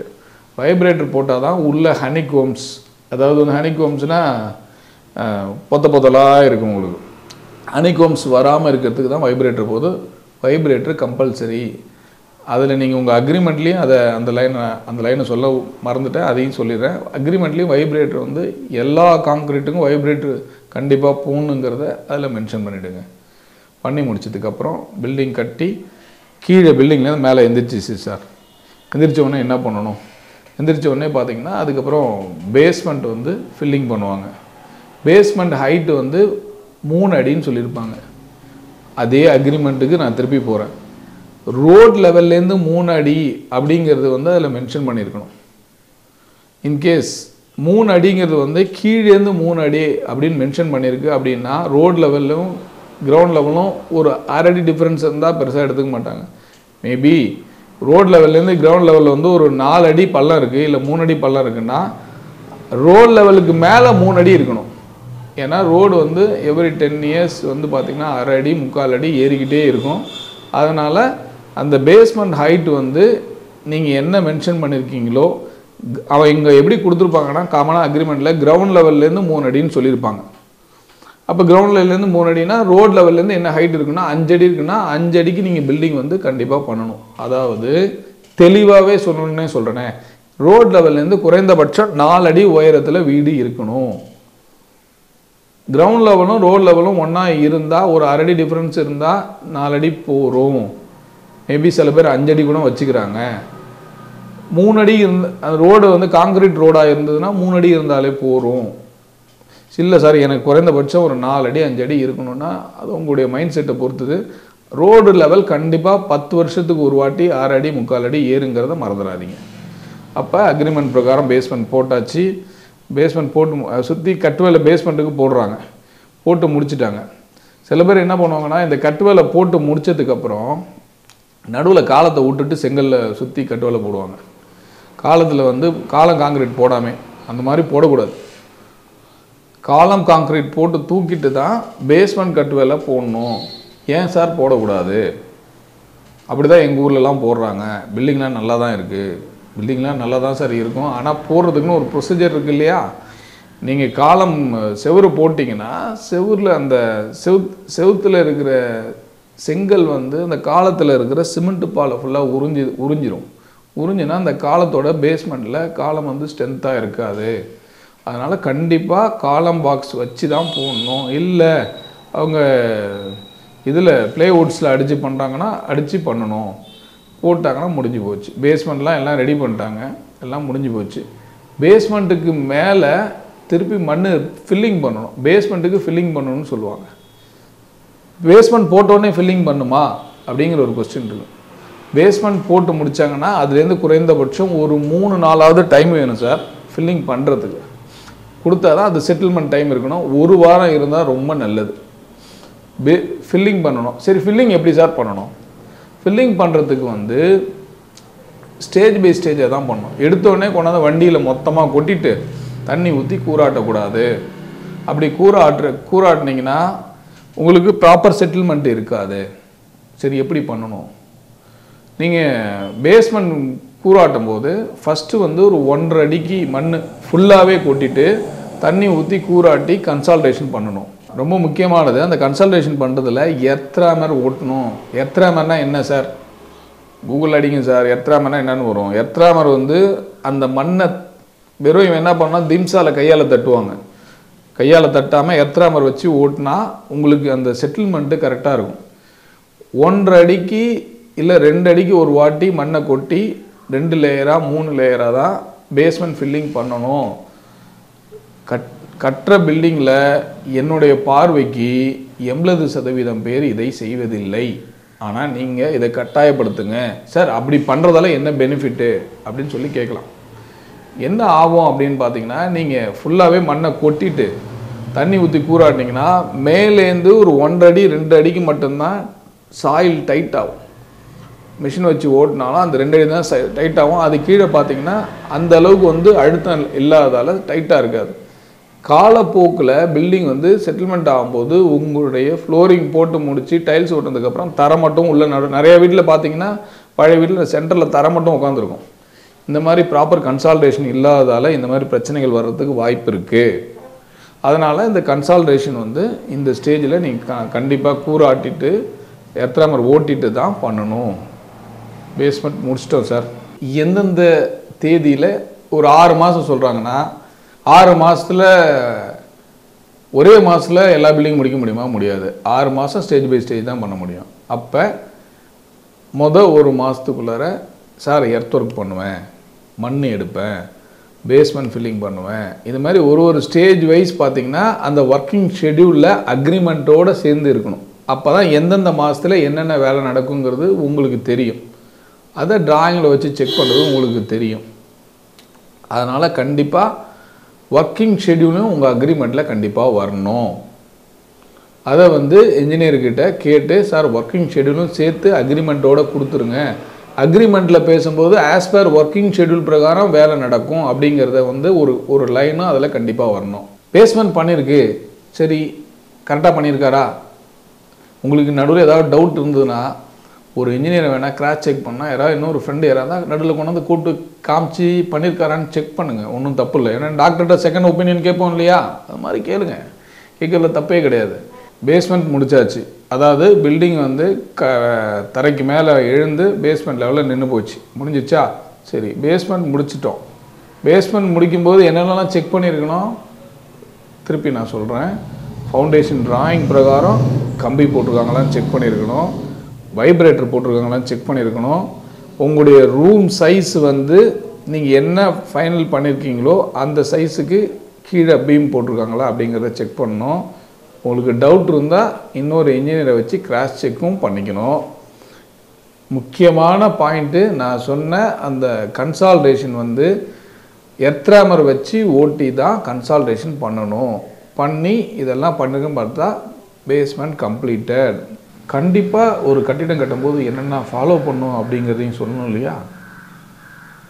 கண்டிப்பாக ஒரு காங்க்ரீட்டோ ஒரு கட்டு வேலையோ எது பண்ணாலும் குறைந்தபட்சம் 6 நாட்கள் தண்ணி பிடிச்சிருக்கணும். Curing must. 6 நாட்களுக்கு கண்டிப்பாக தண்ணி பிடிச்சிருக்கணும். கட்டு வேலையெல்லாம் தண்ணி பிடிக்கலாம். ஆனால் காங்க்ரீட் போட்ட காலம் பீம்ஸ் இதுக்கெல்லாம் பார்த்திங்கன்னா சணல் சாக்குகளை வச்சு சுற்றி குறைந்தபட்சம் 6 நாட்கள் தண்ணி பிடிக்கணும். அதனால் வேலை ஸ்லோவாக போகுதுங்கிறீங்களா? ஒர்க்கிங் ஷெடியூல்லே நீங்கள் கேட்டுங்க எத்தனை நாள் க்யூரிங் பண்ணுவீங்க, தண்ணி பிடிப்பீங்க, அதை பொறியாளர்கிட்ட கேட்டுக்குங்க. கேட்டுக்கிட்டால் தான் நீங்கள் தண்ணி பிடிக்கிறது அவசியம். தண்ணி பிடிப்பாங்களா எப்படிங்கிறத எப்படி நீங்கள் உறுதிப்படுத்துவீங்க? அதோடைய வேலையே உங்களுடைய வேலையே அதான். வீடு கட்டும்போது தண்ணி பிடிக்கிறாங்களாங்கிறத வாட்ச்மேன்ட்ட கேட்டுக்கிட்டு நீங்கள் டெய்லி வரும்போது என்னப்பா தண்ணி பிடிச்சிட்டியா அப்படின்னு கேட்கணும்.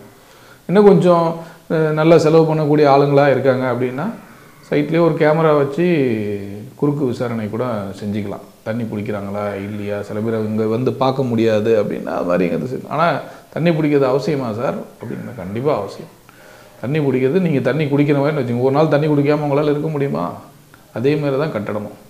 குறைந்தபட்சம் எந்த ஒரு கட்டுமான வேலை செய்தாலும் 6 நாள்லேருந்து 7 நாள் வரைக்கும் தண்ணி பிடிச்சா கட்டிடம் வலுப்பெறும், நல்லா ஸ்ட்ராங்காக இருக்கும். சரி, நம்ம பேஸ்மெண்ட் போட்டோம், நல்லா இதையும் தகவல் சொல்லிட்டோம். அடுத்தது போகலாமா? அடுத்தது பேஸ்மெண்ட் போட்டு முடிச்சதுக்கப்புறம் காலம் ரைஸ் பண்ணுறது. காலம் ரைஸ் பண்ணுவாங்க, அதாவது காலத்தை உயரம் தூக்குவாங்க. இதில் நிறைய மெத்தடில் பண்ணுவாங்க. சில பேர் என்ன பண்ணுவாங்கன்னா காலத்தை ரைஸ் பண்ணி மேலே நேராக ரூஃப் போட்டுட்டு அதுக்கப்புறம் உட்புற செவர்களை கட்டுவாங்க. மேல்தளம் போட்டுட்டு உட்புற செவர்களை கட்டுவாங்க. சில பேர் என்ன பண்ணுவாங்க அப்படின்னா செவர்லாம் காலம் போட்டு செவர்லாம் தூக்கிட்டு அதுக்கப்புறமா ரூஃப் அடிப்பாங்க, மேல்தளம் போடுறதுக்கு பண்ணுவாங்க. 2 மெத்தட்லையும் பண்ணலாமா இல்லை இப்படி தான் பண்ணுமா? கண்டிப்பாக 2 மெத்தட்லையும் பண்ணலாம். ஆனால் காலம் பாக்ஸ் வச்சு காங்கிரீட் தான் போடணுமே தவிர செவுரு கட்டிட்டு சைடு அடைச்சி காங்கிரீட் போடக்கூடாது. நீங்கள் சைடு அடைச்சி காங்கிரீட் போட்டிங்க அப்படின்னா அந்த காலம் வலுவாக இருக்காது. அதனால் காலத்தை போட்டு தான் போடணும். சரி, காலம் போட்டு என்ன பண்ணணும்? காலம் போட்டு அதில் சாக்கு சுற்றி குறைந்தபட்சம் 6 நாள் தண்ணி பிடிச்சிருக்கணும். தண்ணி பிடிச்சாதான் அந்த காலமும் வலுப்பெறும். ஏன்னா காலம்தான் மொத்த வெயிட்டையும் எடுக்க போகிறது. என்ன வெயிட் எடுக்கிறது? என்ன நீங்கள் சொல்ல வரீங்க? நீங்கள் இன்ஜினியரிங்கில் சொன்னால் எப்படி எங்களுக்கு புரியும்? இந்த கேள்வி உங்கள் மைண்டில் தோணுன்னு நான் நினைக்கிறேன். சிம்பிளான ஒரு ஈஸியான ஒரு எடுத்துக்காட்டு உங்கள்கிட்ட சொல்கிறேன். ஒரு பந்தல் போடுறீங்க. ஒரு பந்தலுக்கு ஒரு பந்தல் போடும்போது சுற்றி 4 கம்பு வைப்பீங்களா? அந்த 4 கம்பு தான் காலம். குறுக்கு கம்பு வைப்பீங்களா ஆடாமல் இருக்கிறதுக்கு? அதுதான் பீமு. மேலே வந்து க்ளோஸ் பண்ணி கீத்து போட்டு மூடி இருப்பீங்களா, அதுதான் ரூஃபு. இந்த மொத்த சப்போர்ட்டும் எது எடுக்குது, அந்த கொட்டாயில் அந்த 4 கம்பு எடுக்குது. அதே மாதிரி தான் 4 கம்புக்கு பதிலாக இங்கே 10 கம்பு இருக்கும். பெரிய பந்தல் போட்டிங்கன்னா 15 கம்பு 20 கம்பு 300 கம்பு வச்சாலும் அந்த சப்போர்ட்டாக தான், அதுதான் காலம். இப்போ உங்களுக்கு புரிஞ்சுதான் நான் சொன்னது எப்படி ஈஸியாக இருக்குது. அதாவது நான் சொல்கிறது வந்து இன்ஜினியரிங் இல்லாமல் யதார்த்தமாக இப்படி தான் காலம் வரும் அப்படிங்கிறதுக்கு சொல்கிறேன், வெயிட் எப்படி எடுக்கும் அப்படிங்கிறதுக்கு. அப்போ அந்த மொத்த கொட்டாயோட வெயிட்டு தாங்கிறது அந்த கம்பு, இந்த மொத்த பில்டிங்கோட வெயிட்டு தாங்கிறது காலம். அப்போ அந்த காலம் வந்து ஸ்ட்ராங்காக இருக்கணும் இல்லையா, கம்பு ஸ்ட்ராங்காக இருந்தால் தானே கொட்டா விழாமல் இருக்கும். அப்போ அதை ப்ராப்பர் க்யூரிங் பண்ணியிருக்கணும். நல்லா க்யூரிங் பண்ணி முடித்ததுக்கப்புறம் அதுக்கப்புறமா தான் வந்து அவங்க ரூஃப் அடிக்கிறதோ இல்லை கட்டு வேலை போடுறதோ பண்ணணும். பண்ணி முடிச்சிட்டாங்க சார், ரூஃபும் அடிச்சிட்டாங்க. ரூஃப்லாம் அடித்து காங்கிரீட் போட போகிறாங்க. ரூஃப் அடிக்கிறதுக்கு முன்னாடி என்னெல்லாம் செக் பண்ணணும்னு ஒன்று இருக்குல்ல, அது ரொம்ப முக்கியமான பாயிண்ட் ஆச்சு. என்னென்னலாம் செக் பண்ணணும் ரூஃப் அடிக்கிறதுக்கு முன்னாடி? ரூஃப் அடிக்கிறதுக்கு முன்னாடி ஃபஸ்ட்டு வந்து ரூஃப் வந்து லெவல் ஒரே லெவலில் இருக்கா, அதாவது மட்டம் ஒரே லெவலில் இருக்கா அப்படிங்கிறத ஃபஸ்ட்டு செக் பண்ணணும். ரெண்டாவது, எலக்ட்ரிக்கல் பாயிண்ட் வந்து எங்கெங்கெல்லாம் கொடுத்துருக்கு, நீங்கள் என்னென்னலாம் எலக்ட்ரிக்கல் பாயிண்ட் வேணும்னு ஏற்கனவே டிராயிங், திருப்பி நம்ம டிராயிங்க்கு போயிடும். எலக்ட்ரிக்கல் பாயிண்ட் டிராயிங்கில் வந்து சரி எனக்கு பெட்ரூமில் வந்து ஒரு 15 amps பாக்கெட் வேணும், என்னென்னலாம் அவர் கொடுப்பாருன்னு சொல்லி டிராயிங்கில் கொடுத்துருப்பாரு, அக்ரிமெண்ட்லேயும் இருக்கும். மேபி உங்களுக்கு திடீர்னு உங்கள் ஃப்ரெண்டு வந்து சொல்லுவார், ஏய் ஒரு லைன் எக்ஸ்ட்ரா ஒரு பாயிண்ட் கொடுத்து வை, உங்களுக்கு நாளைக்கு தேவைப்படும் அப்படின்னு சொன்னால் என்னென்னலாம் கொடுத்துருக்கீங்களோ அது பிரகாரம் மேலே பைப் லைன் போட்டிருக்காங்களா அப்படிங்கிறத அந்த லைன் ஃபுல்லாகவே மேலே செக் பண்ண சொல்லிவிடுங்க. அந்த பைப் லைனை வந்து வேறு ஏதாவது நீங்கள் எக்ஸ்ட்ரா சொல்லணுன்னா இந்த டைம்லேயே சொன்னால் அவங்களுக்கு ஈஸியாக இருக்கும். அப்போ எலக்ட்ரிக்கல் லைன் ஃபுல்லாக செக் பண்ணிடுறீங்க. அதுக்கப்புறம் பீம் சைஸு, அதில் இருக்க டிராயிங் எல்லாமே இருக்குது. எல்லாமே நீங்கள் கொடுத்துருக்க வரைபடத்தை வச்சு, அவர் கொடுத்துருக்கிற வரைபடத்தை வச்சு நீங்கள் ஒரு வாட்டி குறுக்கு விசாரணை செஞ்சீங்க. உங்களுக்கு புரியலாம், இன்ஜினியர்கிட்ட கேளுங்க, சார் இது என்ன சார் கொடுத்துருக்காங்க, இது 1.5 அடி கொடுத்துருக்காங்க, எந்த இடத்துல கொடுத்துருக்காங்கன்னு கேட்டால் அவரே சொல்லுவார், சார் இது இந்த இடத்துல இவ்வளோ டெப்த்து சார், இவ்வளோ பண்ணியிருக்கேன் சார்ங்கிறது தெளிவாக சொல்லுவார். இது ரூஃப் காங்கிரீட் போகிறதுக்கு முன்னாடி இது எல்லாமே கம்ப்ளீட்டாக செக் பண்ணிவிட்டு அதுக்கப்புறம் வந்து ரூஃப் போகிறதுக்கு முன்னாடி என்னென்னலாம் கையில் இருக்கணும், கண்டிப்பாக வைப்ரேட்டர் இருக்கணும், 2 வைப்ரேட்டர் இருக்கணும். இன்கேஸ் ஒன்று ரிப்பேர் ஆனால் கூட இன்னும், ஏன்னா ரூஃப் காங்கிரீட்டு ஒரே நாளில் ஒரு 4 ஹவரில் போடுறது இருக்கும், இல்லை அந்த ஃபுல் டேக்குள்ளே முடிக்கிற மாதிரி இருக்கும். அப்போ வைப்ரேட்டர் ரொம்ப முக்கியமான பாயிண்ட்டு. வைப்ரேட்டர் கரெக்டாக இருக்கா அப்படிங்கிறத செக் பண்ணிட்டு இன்னொன்று பேரலாக ஸ்பேர் வச்சுக்கிட்டு வைப்ரேட்டர் வச்சு தான் ரூஃப் காங்கிரீட் போடணும். கம்ப்ளீட்டாக ரூஃப் காங்கிரீட் வந்து ஒரு ஸ்டேஜ் பை ஸ்டேஜ் போட்டே வருவாங்க. ரூஃப் காங்கிரீட் போட்டுக்கிட்டே வராங்க, கம்ப்ளீட்டாக போட்டு முடிச்சாச்சு. போடும்போது கீழே 2 பேர் ஆள் நிற்கிறாங்களான்னு நீங்கள் தான் பார்க்கணும். இன்ஜினியர் கண்டிப்பாக போட்டிருப்பாருங்க, நீங்கள் சும்மா கிராஸ் செக் பண்ணீங்க. 2 பேர் எதுக்கு நிற்கணும்னா, இன்கேஸ் காங்கிரீட் இறந்து போச்சுன்னா அந்த சப்போர்ட் மூட்டு கொடுத்து அந்த இதை டைட் பண்ணுறதுக்கோசரம் கரெக்டாக ஆள் நிற்கிறாங்களாங்கிறத ஒரு வாட்டி பார்த்துங்க. இல்லைன்னா சில இடத்துல பொத்துக்கிட்டு கீழே ஒழுவும் தெரியாது. இதெல்லாம் ஒரு வாட்டி நீங்கள் மேலே ரூஃப் காங்கிட்டு போகிறாங்கன்னா மேலே மட்டும் பார்க்காம கீழே பார்க்கணும். நீங்கள் பார்க்க முடியலன்னா உங்கள் சூப்பர்வைசரு உங்களுக்கு தெரிஞ்சு யாராவது ஒரு ஆள் வந்து செக் பண்ணணும். அப்போ கீழே ஏதாவது இறங்கி போயிடுச்சுன்னா அப்போ தெரியாமல் போகுது. இதெல்லாம் இன்ஜினியர் பார்த்து பாருங்க, நான் பார்க்க மாட்டான்னு சொல்ல, உங்கள் சைட்லேருந்து ஒரு வாட்டி பார்த்துக்குங்க. அப்போ இந்த ரூஃப் காங்கிரீட்டு எல்லாமே ரெடி பண்ணி போட்டாச்சு. இதில் இன்னொரு தப்பு நடக்குங்க, அதையும் சொல்லிடுறேன். இவங்க ரூஃப் காங்கிரீட் போடும்போது என்ன பண்ணுவாங்கன்னா, படியை அவசரமாக படியை போட்டு போயிடுவாங்க. படியோட அளவு கரெக்டாக வராது. இது ஒரு பெரிய சிக்கல் இருக்குது. நிறைய இடத்துல இந்த தப்பு நடக்குது. நிறைய இடத்துல பார்த்துருப்பீங்க, படி ஒன்று இப்படி மொத்தையாக விரிஞ்சிட்டு போயிருக்கும், இல்லைன்னா படி அரைப்படியாக இருக்கும், ஸ்லோப்பு கரெக்டாக இருக்காது. இந்த மாதிரி பிரச்சனைலாம் அங்கே இருக்கும். அப்போ என்ன பண்ணணும்னா, படி போடும்போது கரெக்டாக அளவுக்கு போடுறாங்களாங்கிறத இன்ஜினியரை பார்த்துக்க சொல்லிவிடுங்க.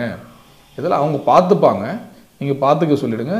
படியோட அளவு அந்த வாட்டம் ஸ்லோப்பு கரெக்டாக இருக்குங்கிறத பார்க்கணும். இல்லைன்னா முன்னாடியே படியை போட்டால் கூட வேலை ஈஸி. 90% முடிக்கும்போது தான் போடுவாங்க. ஃபஸ்ட்டு ஃப்ளைட் வந்து முன்னாடியே பண்ணிவிடுவாங்க. செகண்ட் ஃப்ளைட் வந்து கடைசியாக தான் போடுவாங்க. நான் முன்னாடியே போகிறேன்னு சொன்னது ஃபஸ்ட்டு ஃப்ளைட்டு.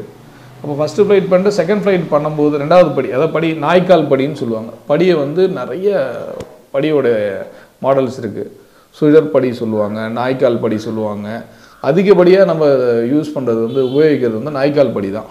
நாய்க்கால் படினா இப்படி போயிட்டு இப்படி வர்றது தான் நாய்க்கால் படி. அந்த நாய்க்கால் படியில் ஃபஸ்ட்டு ஃப்ளைட்டு முன்னாடியே அடிச்சிருப்பாங்க, முதல் ஸ்லோப் அடிச்சிருப்பாங்க. ரெண்டாவது ஸ்லோப்பு வந்து அங்கே காங்கிரீட் போடும்போது தான் போடுவாங்க. அப்போ போடும்போது அதை மட்டும் கொஞ்சம் நிதானமாக இன்ஜினியர்கிட்ட சொல்லி பார்த்துக்க சொல்லிவிடுங்க. இப்போ இந்த லைன்லாம் முடிஞ்சு போச்சு, ரூஃப் காங்கிரீட்டு போட்டாச்சு. போட்டு முடித்ததுக்கப்புறம் அதுக்கப்புறம் என்ன பண்ணோம்? போட்ட அன்னைக்கே பாத்தி கட்டியிருக்கணும். பாத்தின்னா தண்ணி பிடிக்கிறதுக்கு பாத்தி கட்டியிருக்கணும். மறுநாள் தண்ணி காலையிலே பிடிப்பாங்க. பிடிக்கும்போது சைடு பிரிச்சுருவாங்க ரூஃபில். அதாவது ரூஃப் அடித்ததோட சைடு ஃபுல்லாகவே பிரிச்சுருவாங்க. பிரிச்சுட்டு ஏதாவது சின்ன சின்ன ஏதாவது பேட்ச் இருக்கா டச்சப் பண்ணுறது அதெல்லாம் பண்ணுவாங்க. அந்த ரூஃபுடைய சைடு ஃபுல்லாகவே பார்த்திங்கன்னா பீம் இருக்கும். அந்த பீமுக்கு வந்து ஃபுல்லாகவே பார்த்திங்கன்னா அவங்க சணல் சாக்குகள் போட்டு தண்ணியில் அந்த பீம்லேயும் தண்ணி இறங்கணும். அப்போ அந்த பாத்தி கட்டி அந்த தண்ணி வழிஞ்சி பீம்லேயும் போகிற மாதிரி இருந்தால் தான் அந்த பீமும் வலுவடைய. பீம்னா அதை சுற்றி நான் பந்தலில் சொன்ன அந்த சைடு கம்பு தான் வந்து பீமு. அந்த ஃபுல் சப்போர்ட்டும் அதான் அந்த மொத்த வெயிட்டையும் தாங்கி காலத்துக்கு கொடுக்கறது. அப்போ அதுவும் தண்ணி நிற்கணும். தண்ணி நிற்கணும். தண்ணி அதில் சாக்கு ஓட்டியிருப்பீங்க, தண்ணி ஊறிக்கிட்டே இருக்கும். அப்போ தான் இன்னும் வலுவடையும். குறைந்தபட்சம் ஒரு 10 நாளாவது தண்ணி நிற்கணும். இருந்தால் தான் இன்னும் நல்லா ஸ்ட்ரென்த்தாக இருக்கும். சார் உடனே அடுத்த ஃப்ளோர் தூக்கணும், ஒன்றும் 10 நாளில் போயிடாது. 10 நாள் வெயிட் பண்ண சொல்லுங்கள், தண்ணி ஃபுல்லாக பிடிக்க சொல்லுங்கள். ரூஃப் போட்டு முடிச்சுட்டு அதுக்கப்புறம் 10 நாள் கழித்து பிரித்த உடனே திருப்பி கீழே கட்டு வேலை. இங்கே தான் ரொம்ப முக்கியமான பாயிண்ட்டு சார். முக்கியமான பாயிண்ட் என்னென்னா, நீங்கள் ஏதாவது சேஞ்சஸ் இருக்குது அப்படின்னா இந்த கீழே வந்து மார்க் பண்ணுவாங்க. மார்க் பண்ணும்போதே சொல்லிவிடுங்க, சார் இந்த இடத்துல இந்த வால் எனக்கு இந்த லென்த்துக்கு போகிறோம். இப்போ கிச்சனில் ஃபுல் வால் கொடுத்துருப்பாங்க, டோர் கொடுத்துருப்பாங்க. சார் எனக்கு கிச்சனில் வாலே வேணாம், ஓப்பன் கிச்சனாக கொடுத்துருங்க. எதெல்லாம் பண்ண முடியுமோ அப்ளிகபிளோ அதெல்லாம் அந்த டைம்லேயே சொல்லிவிடுங்க. திருப்பி செவரை உடைக்க சொன்னால் உங்கள் காசு தான் போகும். நல்லா ஞாபகம் வச்சுங்க. சின்ன வால் தானே உடச்சிக்கலாம் அப்படின்லாம் நினைக்காதீங்க. இப்போயே முடிச்சிடுங்க. தரையை மார்க் பண்ணி அளவு சொல்லுவாங்க. சார் இங்கே ஹால் வருது, இங்கே கிச்சன் வருது, இதெல்லாம் வருது, இதுதான் செவரு அப்படிங்கும்போது தரையை மார்க் பண்ணி சொல்லும்போது அப்போயே உங்கள் ரூம் சைஸை உங்கள் மைண்டில் ஏற்றிங்க. அதுதான் ஃபைனல். உங்கள் வீடு ஃபினிஷ் ஆனதுக்கப்புறம் அந்த சைஸ் தான் வரும். அப்போ பேஸ்மெண்ட் பண்ணிவிட்டு காலம் போட்டாச்சு, ரூஃப் போட்டாச்சு, உள்ள செவுறு அடைக்க ஆரம்பிச்சிருக்கோம். 4.5 செவுறு நீங்கள் கட்டும்போது எவரி 4th லேயர் 4 வரிக்கு ஒரு ஸ்டீல் பிளேட்டு மாதிரி கொடுக்கணும். அது இன்றைக்கி மார்க்கெட்லேயே விற்கிது உங்களுக்கு. அப்படி இல்லைன்னா குறைந்தபட்சம் 2 8 mm ராட் வந்து மேலே கொடுத்துருக்கணும். எதனாலனா 4.5 செவுறு வந்து அதிராமல் இருக்கிறதுக்கு கிராக் வந்தால் அந்த லெவல்லே போயிடும். அதனால் இது கண்டிப்பாக 4.5 செவரில் கட்டு வேலையில் பண்ணணும். இப்போ செவுறு அடைக்கும் பொழுது பார்த்தீங்கன்னா சில் லெவல் அப்படின்னு ஒன்று இருக்குது. சில் பீம்னா என்ன? கண்டிப்பாக நிறைய இடத்துல இது நிறைய பேருக்கு தெரியறதுக்கு வாய்ப்பு இல்லை. ஒரு கிராக் வருது, பேஸ்மெண்ட்லேருந்து கிராக் வருதுன்னா அந்த ஃபஸ்ட்டு பேஸ்மெண்ட்டில் பெல்ட்டு பீம் போடும்போதே அந்த பேஸ்மெண்ட் பெல்ட்டோடு நின்று போயிடும். அப்படி இல்லை அப்படின்னா அது வந்து சில் பீமில் வந்து நின்று போயிடும். அதாவது கிராக்கை வந்து கண்ட்ரோல் பண்ணக்கூடிய ஒரு கண்ட்ரோலர் தான் வந்து அந்த சில் பீம். அது காங்க்ரீட்டில் போடுவாங்க. சில் லெவலுங்கிறது வந்து எப்படி வந்து டெக்னிக்கல் நேம் வந்து சில் பீமு. அது லெவல் எழுதுன்னா உங்கள் ஜன்னலுடைய பாட்டம் தான் வந்து சில் லெவல். அதை போட்டுட்டு அந்த சில் லெவல்லே வந்து கம்ப்ளீட்டாக ஒரு வாட்டி மறுபடியும் குறுக்கு விசாரணை செஞ்சீங்க, கரெக்டாக அளவு இருக்கான்னு சொல்லி பொறியாளர் காமிக்க சொல்லுங்கள். அளவு பிடிச்சி கரெக்டாக இருக்கான்னு பார்த்துங்க. அதுக்கப்புறம் முடிஞ்சு போச்சு. அதுக்கப்புறம் பார்த்தீங்கன்னா லிண்டல் லெவல்னு சொல்லுவாங்க. லிண்டல் லெவலில் நீங்கள் அதை மறுபடியும் நம்ம அக்ரிமெண்ட்டுக்கு போகிறோம். அக்ரிமெண்ட்டுக்கு போனோம்னா லிண்டல் லெவலில் வந்து 2 லிண்டல் இருக்குது. கட் லிண்டல், கண்டினியூஸ் லிண்டல் அப்படின்னு இருக்குது. கட் லிண்டல்னால் அந்த எங்கே விண்டோ இருக்கோ விண்டோவிலேருந்து வெளில சன்ஷேடு போகிற இல்லை ஒரு அடி மட்டும் எக்ஸ்ட்ரா வளர்த்துருப்பாங்க, அதில் மட்டும்தான் நிற்கும். அது பேர் கட் லிண்டல். கண்டினியூஸ் லிண்டல் அப்படின்னா அந்த லிண்டல் லெவலுக்கு மேலே ஒரு பீம் பில்டிங் சுற்றி வந்துடும். அதுதான் வந்து கண்டினியூஸ் லிண்டல். இது அக்ரிமெண்ட்டில் இருக்கான்னு பார்க்கணும். அக்ரிமெண்ட்டில் கட் லிண்டலா கண்டினியூஸ் லிண்டலாங்கிறத குறுக்கு விசாரணை செஞ்சுக்கிங்க. அப்போ கண்டினியூஸ் லிண்டல் போகிறதால என்ன பெனிஃபிட்டு, கட் லிண்டல் போகிறதால என்ன பெனிஃபிட்டு, அடுத்த கொஸ்டின் உங்கள் மைண்டில் வந்திருக்குமே, அதுவும் சொல்கிறேன். கண்டினியூஸ் லிண்டல் போடும்போது ஒரு காஸ்ட் இருக்கும், கட் லிண்டலுக்கு ஒரு காஸ்ட் இருக்கும். அதெல்லாம் உங்கள் அக்ரிமெண்ட்லேயே நீங்கள் முன்னாடியே செக் பண்ணணும் சார், மறந்துடாதீங்க. அப்போ கண்டினியூஸ் லிண்டல் போட்டாச்சு, இல்லை கட் லிண்டல் போட்டாச்சு, முடிஞ்சிருச்சு. அதாவது லிண்டல் லெவல் கம்ப்ளீட் ஆகிடுச்சு. லிண்டல் லெவல் கம்ப்ளீட் பண்ணுறதுக்கு முன்னாடி என்னென்னலாம் பார்த்துருக்கணும்னா, உங்களுக்கு லாஃப்ட் செக் பண்ணியிருக்கணும். எந்தெந்த ரூமுக்கு லாஃப்ட் வரணும்.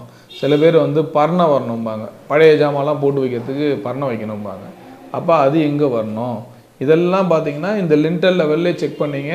திருப்பி வேலை முடிச்சதுக்கப்புறம் அடிக்க சொன்னால் எக்ஸ்ட்ரா காசு கேட்பாங்க, மறந்துடாதீங்க. அப்போ அந்த லெவல்லே வந்து நீங்கள் லிண்டலை வந்து என்னென்னலாம் லாஃப்ட்டு, அப்புறம் பர்ணை, சன்ஷேடுனா வெளியில் சன்ஷேடு எவ்வளோ இழுத்துருக்காங்க, இது எல்லாமே கம்ப்ளீட்டாக தரவாக செக் பண்ணிவிடுங்க. லிண்டல் லெவல் முடிச்சாச்சு. லிண்டல் லெவலுக்கு மேலே பார்த்தீங்கன்னா அதுக்கப்புறம் பேலன்ஸு. அந்த லிண்டல் லெவல்லேருந்து மேலே ரூஃபோட மட்டத்துக்கு, ரூஃப் ஏற்கனவே போட்டிருப்பீங்க இல்லைங்களா, அந்த ரூஃப் மட்டத்துக்கு கட்டு வேலை போட்டுருங்க. போட்டு அதோட முடிச்சாச்சு. கம்ப்ளீட்டாக பில்டிங்கை வந்து மூடியாச்சு. எல்லா வேலையும் முடிச்சுட்டு, நான் சொல்கிறது கட்டு வேலை எல்லாமே முடிச்சுட்டு வெளில வந்தாச்சு. அதுக்கப்புறம் போகிறது வந்து பூச்சி வேலை. பூச்சி வேலை வந்து அடுத்த லெவல் போகணும். இந்த பூச்சி வேலையெல்லாம் பண்ணுறதுக்கு முன்னாடி என்னென்னலாம் பண்ணணும், இது ரொம்ப முக்கியமான பாயிண்ட்டு. என்னென்னலாம் பண்ணால், பட்டன் மார்க், புல் வைக்கிறதுன்னு சொல்லுவாங்க கிராமத்தில். இங்கே சிட்டியில் என்ன சொன்னால் பட்டன் மார்க் பண்ணுறதும்பாங்க. பட்டன் மார்க்னால் அந்த செவருடைய வீட்டோட, இப்போ இந்த ஹால் ஒரு 10க்கு 10 ஒரு ஹால் இருக்குதுன்னு வச்சுங்க. அந்த 10க்கு 10 ஹால் இருக்குன்னா அதுக்கு வந்து பிளாஸ்டிக் திக்னஸ், பூச்சி வேலையுடைய அளவு திக்னஸ் பார்த்தீங்கன்னா 12 mm தான் இருக்கும். 12 mm பண்ண முடியுமா? 12 mm தான் டெக்னிக்கலு. மேபி இவங்க ஒரு 15 mm 16 mm வரைக்கும் போவாங்க. 1 இன்ச்சு 1.5 இன்ச்சுக்கு மேலே போச்சு, அப்படி ஒரு 1.5 இன்ச்சுக்கு மேலே இவங்க போகிறாங்க அப்படின்னா அதில் வெல்டு இது மெஷ் வைக்கணும். சிக்கன் மெஷ்ன்னு சொல்லுவாங்க. பூச்சியோடைய அளவு வந்து அதிகமாகச்சுன்னா சிக்கன் மெஷ் வைக்கணும். அப்போ புல் வச்சு எல்லாத்தையும் செக் பண்ண சொல்லிவிடுங்க. புல் வச்சு காமிக்க சொல்லுங்கள். புல் வச்சிட்டதுக்கு அப்புறம் தான் பூச்சி பூசணுங்கிறது வந்து இன்ஜினியருக்கு தெரியும். நீங்களும் ஒரு வாட்டி அதை வலியுறுத்துறதுல கட்டாயமாக இருங்க. புல் வச்சு கம்ப்ளீட்டாக பூசிடணும். பூசுறதுக்கு முன்னாடி என்னென்னலாம் பண்ணணும், எலக்ட்ரிக்கல் லைன் போட்டிருக்கணும். கம்ப்ளீட்டாக வேறு ஏதாவது உடைக்கிறது கொத்துறது எல்லாம் கம்ப்ளீட்டாக முடிச்சிருக்கணும். அதுக்கப்புறம் செவுரு கட்ட முடியாது, செவுரு உடைக்க முடியாது, அதுவும் சொல்லிடுறேன். பண்ணால் காசு போகும். நீங்கள் பண்ணிவிட்டு பைப் லைன் போட்டுவிட்டு, எலக்ட்ரிக்கல் பைப் லைன் வந்து ஒன்று இருந்தால் பேக்கிங் பண்ணிக்கலாம், நார்மல் பேக்கிங்கு. 1க்கு மேலே போச்சு, 2 போச்சு, 3 பைப் லைன் ஒரே லைனில் வருது அப்படின்னா சிக்கன் மெஷ், கோழி வலைன்னு சொல்லுவாங்க. அதை அந்த எலக்ட்ரிக்கல் பைப் லைன் மேலே போட்டு தான் பூச்சி பூசணும். அப்போ தான் நாளைக்கு ஒரு ஆணி அடிச்சிங்கன்னா உள்ளே பொத்துக்காமல் இருக்கும், இல்லை உங்களுக்கு அந்த இடத்துல கலவை பேத்துக்கிட்டு வராமல் இருக்கும். அதனால் கண்டிப்பாக எலக்ட்ரிக்கல் லைனில் வந்து சிக்கன் மெஷ்ங்கிறது கண்டிப்பாக வைக்கணும். 1/2 இன்ச்சுக்கு மேலே கலவை போகிற மாதிரி இருந்ததுன்னா கண்டிப்பாக கோழி வலை வைக்கணுங்கிறத நீங்கள் வந்து அந்த பொறியாளர்கிட்ட சொல்லணும். இல்லை அந்த மேஸ்திரி வச்சு பண்ணுறீங்கன்னா மேஸ்திரிக்கிட்ட சொல்லுங்கள். அதை வந்து 2 லேயராக பிளாஸ்டிங் பண்ணணும். ஃபஸ்ட்டு ஒரு லேயரை அடிச்சுட்டு 2 நாள் கழித்து தான் திருப்பி அடுத்த லேயரை ஏற்றணும். அப்படி பண்ணால் தான் அந்த செவுத்தில் அந்த கலவை வந்து ரொம்ப நாளைக்கு இருக்கும். இல்லைன்னா பிளாஸ்டிக் கிராக் வரும். அதனால் 2 லேயராக பண்ணுங்கிறத மறந்துடாதீங்க. இன்னொன்று, இது வந்து பிளாஸ்டிங்கில் பண்ண வேண்டிய வேலை. பிளாஸ்டிங் பண்ணும்போது பண்ணிக்கிட்டு இருக்கும்போதே பண்ண வேண்டிய வேலை என்னென்னா, உங்களுக்கு வந்து எக்ஸாஸ்ட் பைப்பு வைக்கிறது. எக்ஸாஸ்ட்டுக்கு வந்து உங்களுடைய கிச்சனில் ஒரு எக்ஸாஸ்ட் வைப்பீங்க, டாய்லெட்டில் எக்ஸாஸ்ட் வைப்பீங்க. அதுக்கெலாம் வந்து சிமெண்ட் பைப்பு வந்து ரெடிமேடாகவே இருக்கும். அதை கையோடு வைக்க சொல்லுங்கள். அப்புறம் உட்காந்து உடைக்க சொல்லாதீங்க. அது பண்ணியிருக்கணும். வெளிப்பக்கம்லாம் சன்ஷேட்லாம் பார்த்தீங்கன்னா தண்ணி காடின்னு சொல்லுவாங்க. மழை அந்த தண்ணி சன்ஷேடில் தண்ணி மழை பெஞ்சு வழிஞ்சு உள்ளே வராமல் இருக்கிறதுக்கோசரம் அடியில் வந்து ஒரு காடி நூல் மாதிரி அடித்து பள்ளம் அடிச்சிருப்பாங்க, இல்லைனா பட்டை கட்டியிருப்பாங்க. இது கம்பல்சரி வந்து இன்ஜினியர் செய்வாங்க. இதெல்லாம் ஒரு வாட்டி கிராஸ் செக் பண்ணிங்க. இதெல்லாம் சின்ன சின்ன விஷயங்கள் தான். அதை நீங்கள் ஒரு வாட்டி கிராஸ் செக் பண்ணிக்கிட்டிங்கன்னா உங்களுக்கு நாளைக்கு ஃப்யூச்சரில் பில்டிங்கில் எதுவும் பிரச்சனை வராமல் இருக்கிறதுக்கு தான் இதெல்லாம் நான் சொல்கிறேன். இது எல்லாமே பண்ணியாச்சு, பிளாஸ்டிக் முடிஞ்சு போச்சு. அடுத்து என்ன பண்ண போகிறோம்? ஆல்மோஸ்ட் கையில் இருக்கிற காசெல்லாம் முடிஞ்சு போச்சு. கடைசியாக ஃபினிஷிங் காசு தான் கையில் வச்சுருக்கீங்க. இதில் இதுக்கு மேலே இவர் மேலே 2 லட்சம் பணம் கேட்பாரா, கையிலேருந்து பணம் போகுமா, இவர்கிட்ட கடன் வாங்கலாமா, இல்லை எக்ஸஸ் போகுமா அப்படிங்கிற குழப்பத்திலே தான் இந்த ஃபினிஷிங்கே இருக்கும். இங்கே தான் சண்டையே ஸ்டார்ட் ஆகிறதுக்கான ஃபஸ்ட்டு பாயிண்ட். என்ன சண்டை சொல்ல வரீங்க? ஒன்றும் இல்லை சார், பணம் குறைய நமக்கு வந்து காசு குறைய கண்டிப்பாக வீடு கட்டுறவங்களுக்கு கோபமும் அதிகமாகிட்டே போகும். இது என்னடா செலவை இழுத்து விட்டுருவாரோ, இன்னும் எக்ஸஸ் போயிடுமோ அப்படிங்கிறது வரும். சரி, இதில் என்னென்னலாம் பண்ணலாம், என்னென்னலாம் சிக்கனமாக பண்ணலாம், எதெல்லாம் முக்கியமாக கவனிக்க வேண்டியது. ஏன்னா ஃபினிஷிங் தான் ஒரு பில்டிங்கோட அழகே, முக்கியமான விஷயமே அதானே. பிளாஸ்டிங் பண்ணியாச்சு, பிளாஸ்டிங் பண்ணி முடிச்சதுக்கப்புறம் பண்ணி முடிச்சதுலேருந்து 1 வாரம் க்யூரிங் பண்ணணும், தண்ணி பிடிக்கணும்னு சொன்னேன் இல்லைங்களா. எந்த செவுறு பூசினாலும் அதுலேருந்து 1 வாரம் பிடிக்கணும். 1 வாரம் முடிச்சுட்டு கையோட ஒயிட் சிமெண்ட்டுன்னு சொல்லுவாங்க, ஒரு வாட்டி ஒரு கோட் கம்ப்ளீட்டாக எல்லாத்தையும் அடிச்சிடணும். ஒயிட் சிமெண்ட் அடிச்சதுக்கப்புறம் அடுத்து வந்து டைல் பண்ணுறது தான் அடுத்தது முக்கியமான பாயிண்ட்டு. டைல் பண்ணுறது எங்கெங்கே பண்ணணும், என்னென்ன பண்ணணும், பழையபடி அக்ரிமெண்ட் பேப்பரை கையில் எடுத்துங்க. டைல்ஸ் வந்து பாத்ரூமில் என்ன ஹைட்டுக்கு பண்ணணும், அதில் 7 அடி கொடுத்துருப்பாங்க. உங்களுக்கு 7 அடி போரும் அப்படின்னு உங்கள் பட்ஜெட்டுக்குள்ளே 7 அடி போருன்னா 7 அடி பண்ணிங்க. முடிஞ்ச அளவுக்கு ரூஃப் மட்டத்துக்கு பண்ணிட்டீங்கன்னா உங்களுக்கு பார்க்குறதுக்கு கொஞ்சம் நல்லாயிருக்கும், நீட்டாக இருக்கும். உங்கள் பட்ஜெட்டுக்குள்ளே வந்ததுன்னா அதை நீங்கள் பிளான் பண்ணிங்க. டைல்ஸு சரி, டைல்ஸ் பண்ணுறதுக்கு முன்னாடி என்ன பண்ணணும், ப்ளம்பிங் பண்ணியாச்சு. ப்ளம்பிங் பண்ணி தான் பிளாஸ்டிங் பண்ணியிருக்காங்க. அப்போ என்ன பண்ணணும்னா ப்ளம்பிங்கை செக் பண்ணணும். எப்படி செக் பண்ணுவீங்க, ப்ளம்பிங்க்கு ப்ரெஷர் செக் பண்ணணும். என்ன புதுசாக இருக்குது ப்ளம்பிங் ஏதோ ப்ரெஷர் செக் பண்ணணும். ஏன் எங்கள் ஊர்லாம் வருவாங்க, ப்ளம்பிங் லைன் மாட்டுவாங்க, தண்ணியை போட்டு போயிட்டே இருப்பாங்க, எந்த பிரச்சனையும் வராதுங்க சார். நிறைய விஷயங்கள் தெரியாமல் தான் சார் இருக்குது, நம்ம தெரிஞ்சிக்க தான் இதை சொல்கிறேன் நான். ப்ளம்பிங் ப்ரெஷர் செக் எதுக்கு பண்ணுறதுன்னா, வாட்டர் ப்ரெஷர் வந்து ஜாஸ்தி வருதுன்னா அவன் போட்டிருக்க லைன் ஏதாவது பிச்சுக்காமல் இருக்கா அப்படிங்கிறத செக் பண்ணுறது தான் ப்ளம்பிங் ப்ரெஷர் செக் பண்ணுறது. இதெல்லாமா இருக்குது. ஆமாம் சார், இருக்குது சார், பண்ணி தான் சார் ஆகணும். பண்ணலன்னா என்ன ஆகும், பண்ணலன்னா பிச்சுக்கும், வாலில் லீக் வரும். அதை தான் நான் ப்ளம்பிங் ப்ரெஷர் செக் பண்ணணும். சார் இதுக்கெல்லாம் மிஷின் இருக்கா, எல்லா ஊர்லேயுமே இருக்குது சார். இன்ஜினியர்கிட்ட கேளுங்க சார், ஒரு வாட்டி ப்ளம்பிங் ப்ரெஷர் செக் பண்ணிவிடுங்க. இது அக்ரிமெண்ட்லேயும் இருக்கணும். நான் திருப்பி சொல்ல நீங்கள் இந்த பாயிண்ட்லாம் அக்ரிமெண்ட்லேயும் சேர்த்துருக்கணும் சார். ப்ரெஷர் செக் பண்ணதுக்கு அப்புறம் தான் வந்து நீங்கள் அடுத்து என்ன போகணுன்னா டைல் ஒட்ட போகணும். டைல் ஒட்ட போகிறீங்க. டைல் ஒட்டுறதுக்கு முன்னாடி என்ன பண்ணணும், கீழே பாத்ரூமில் கீழே வந்து வாட்டர் ப்ரூஃபிங் பிளாஸ்டிங் பண்ணியிருக்கணும். வாட்டர் ப்ரூஃபிங் பிளாஸ்டிங் கிரவுண்ட் ஃப்ளோருக்கு தேவையில்லை, ஃபஸ்ட் ஃப்ளோருக்கு தான் தேவைப்படும். கிரவுண்ட் ஃப்ளோருக்கு வந்து அங்கே இருக்கிற பைப் லைன் கனெக்ட் பண்ணி அது கிரவுண்ட் லெவலே பேஸ்மெண்ட் லெவலே இருக்கிறதா நீங்கள் அப்படியே லைன் போட்டுக்கலாம். ஃபஸ்ட் ஃப்ளோர் பண்ணால் கண்டிப்பாக வாட்டர் ப்ரூஃபிங் பிளாஸ்டிங் பண்ணியிருக்கணும், மறந்துடாதீங்க. இந்த டைல் ஒட்டிடுறீங்க. டைல் ஒட்டி முடிச்சுட்டு அதுக்கப்புறம் எங்கெங்கெல்லாம் ஃப்ளோர்லாம் டைல் ஒட்டணுமோ எல்லா இடமும் டைல் ஒட்டிகிட்டே வருவாங்க. டைல் ஒட்டுறதுக்கு முன்னாடியும் புல் வைக்கணும், அதை மறந்துடாதீங்க. என்ன புல் வைக்கணும், அதே தான் சார். பிளாஸ்டிக்கில் என்ன புல் வச்சிங்களோ அதே தான் வைக்கணும். வைக்கும்போது அங்கேயும் இதே பிரச்சனை தான் வரும். ஏன்னா நம்ம ஆளுங்க தர ஒழுங்காக போட்டிருக்க மாட்டாங்க. நிறைய இடத்துல அந்த சிக்கல் இருக்கும். 1.5 இன்ச்சு 2 இன்ச்சுக்கு மேலே கலவை போகுது அப்படின்னா சிப்ஸு போடணும் தரையில். நல்லா ஞாபகம் வச்சுங்க. வாலில் வந்து கலவை ஜாஸ்தி போச்சுன்னா சிக்கன் மெஷ் வைக்கணும். அதாவது கோழி வலை வச்சு 2 லேயர் பிளாஸ்டிக் பண்ணணும். அதே கதை தான் இங்கேயும். இங்கே என்ன பண்ணணும்னா ஒரு லேயர் வந்து சிப்ஸு 2 இன்ச்சுக்கு மேலே 1.5 இன்ச்சுக்கு மேலே போகுது, 1 இன்ச்சுக்கு மேலே போகுது அப்படின்னா நீங்கள் என்ன பண்ணுறீங்கன்னா கீழே ஒரு லேயர் சிப்ஸு போட சொல்லுங்கள். சிப்ஸுனா ஜல்லியிலே ரொம்ப சிறு ஜல்லியாக இருக்கும், அதை வச்சு ஒரு லேயர் போடுவாங்க. போட்டுட்டு நல்லா தட்டிட்டு ஒரு நாள் டைம் கொடுத்து மறுநாள் வந்து கலவை போட சொல்லுங்கள். கலவை போட்டு அதுக்கு மேலே தான் டைல்ஸ் ஒட்டணும். ஏன் அப்படியே ஒட்டா நிற்காதா, அப்படியே கலவை போட்டால் ஒன்றும் ஆகாது இப்படிலாம் சொல்கிறதுக்கு வாய்ப்பு இருக்குது. அவங்க சொல்லுவாங்க அப்படியே போட்டால் ஒன்றும் ஆகாது சார், அதெல்லாம் ஒன்றும் பிரச்சனை இல்லை சார், எத்தனை பில்டிங் கட்டுறேன் அப்படிம்பாங்க. நீங்கள் எத்தனை பில்டிங் வேணால் அப்படி கட்டிங்க, என் பில்டிங் இப்படி தான் கட்டணும். நீங்கள் தப்பு பண்ணுறீங்க, டெப்த்து ஜாஸ்தி போச்சுன்னா இப்படி தான் பண்ணணும். எனக்கு தெரிஞ்சதை வச்சு சொல்லுங்கள் சார். யூடியூப்பில் போகலாம் நம்பாதீங்க சார், அவங்க யூடியூப்பில் ஏதாவது 100 சொல்லுவாங்க சார், இதெல்லாம் போய் கேட்டுருங்க. இதுதான் ப்ரொசீஜர். நீங்கள் ஒரு இன்ஜினியர் வேணால் கேளுங்கன்னு சொல்லி கிளியராக பேசுங்க. ஏன்னா இது எதுக்கு இதை சொல்கிறேன்னா, இவங்க வெறும் கலவையை போட்டு அப்படியே தட்டிட்டு வந்தாங்கன்னா நிறைய வீட்டுக்கு போனீங்கன்னா டொங்குன்னு டைல் சத்தம் கேட்கும், பார்த்துருப்பீங்க. ஞாபகம் வருதா? இங்கே ஒரு வீட்டுக்கு போனது தட்டுனா டொங்குன்னு சத்தம் கேட்கும். இந்த டொங்கு சத்தம் இப்படி தான் வரும். திக்னஸ் ஜாஸ்தி போச்சு அப்படின்னா இந்த மாதிரி சத்தங்கள் கண்டிப்பாக வரதுக்கு வாய்ப்பு இருக்குது. அதனால் கண்டிப்பாக இந்த வேலையை நீங்கள் பண்ணியே ஆகும். இதெல்லாம் பண்ணி முடிச்சிட்டிங்க, எல்லாம் முடிஞ்சுது. டைல் ஒட்டி முடிச்சிட்டான். டைல் ஒட்டி முடிச்சதுக்கப்புறம் பார்த்தீங்கன்னா சைடில் ஸ்கட்டிங்னு ஒன்று ஒட்டுவான். அந்த ஸ்கட்டிங்கை வந்து பார்த்தீங்கன்னா அந்த ஸ்கட்டிங் வந்து அதுலேருந்து ஸ்கட்டிங் இப்படி இருக்குன்னா இதுலேருந்து ஒரு ஸ்லோப் ஒன்று இப்படி கொடுக்கணும். அவன் என்ன பண்ணுவான், இப்படி வச்சு பூசிட்டு போயிடுவான். அப்போ டஸ்ட்டுலாம் வந்ததுன்னா அது மேலே அப்படியே படிஞ்சிருக்கும், அழுக்கு அசிங்கமாக இருக்கும். இப்படி ஸ்லோப் வச்சு பூசினா உழுந்து டேரெக்டாக வந்து உங்கள் டைல் தரையிலே விழுந்துடும் அந்த டஸ்ட்டு. இதில் இவ்வளோ விஷயம் இருக்கா? ஆமாம் சார், இவ்வளோ விஷயம் இருக்குது சார். நீங்கள் இங்கே வீடு போய் ஸ்லோப் அடிக்காமல் இருக்க வீடெலாம் பாருங்கள், சைடு ஃபுல்லாக அழுகு இருக்கும். அது தனியாக க்ளீன் பண்ணோம், அந்த பெயிண்ட்டோடைய அழகே கெடுத்துரும். அதனால் கண்டிப்பாக ஸ்கட்டிங்கில் இது செக் பண்ணியிருக்கணும்.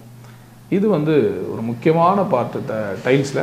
டைல்ஸ் முடிச்சிட்டோம் சார், அடுத்து என்ன பண்ணோம்? அடுத்து வந்து டைல்ஸ் போடும்போது இந்த டாய்லெட்லாம் ஒரு பெரிய பஞ்சாயத்து இருக்குது. இந்த கிரேட்டிங்னு ஒன்று வைப்பான், தண்ணி போகிற அந்த ட்ரெயினில்.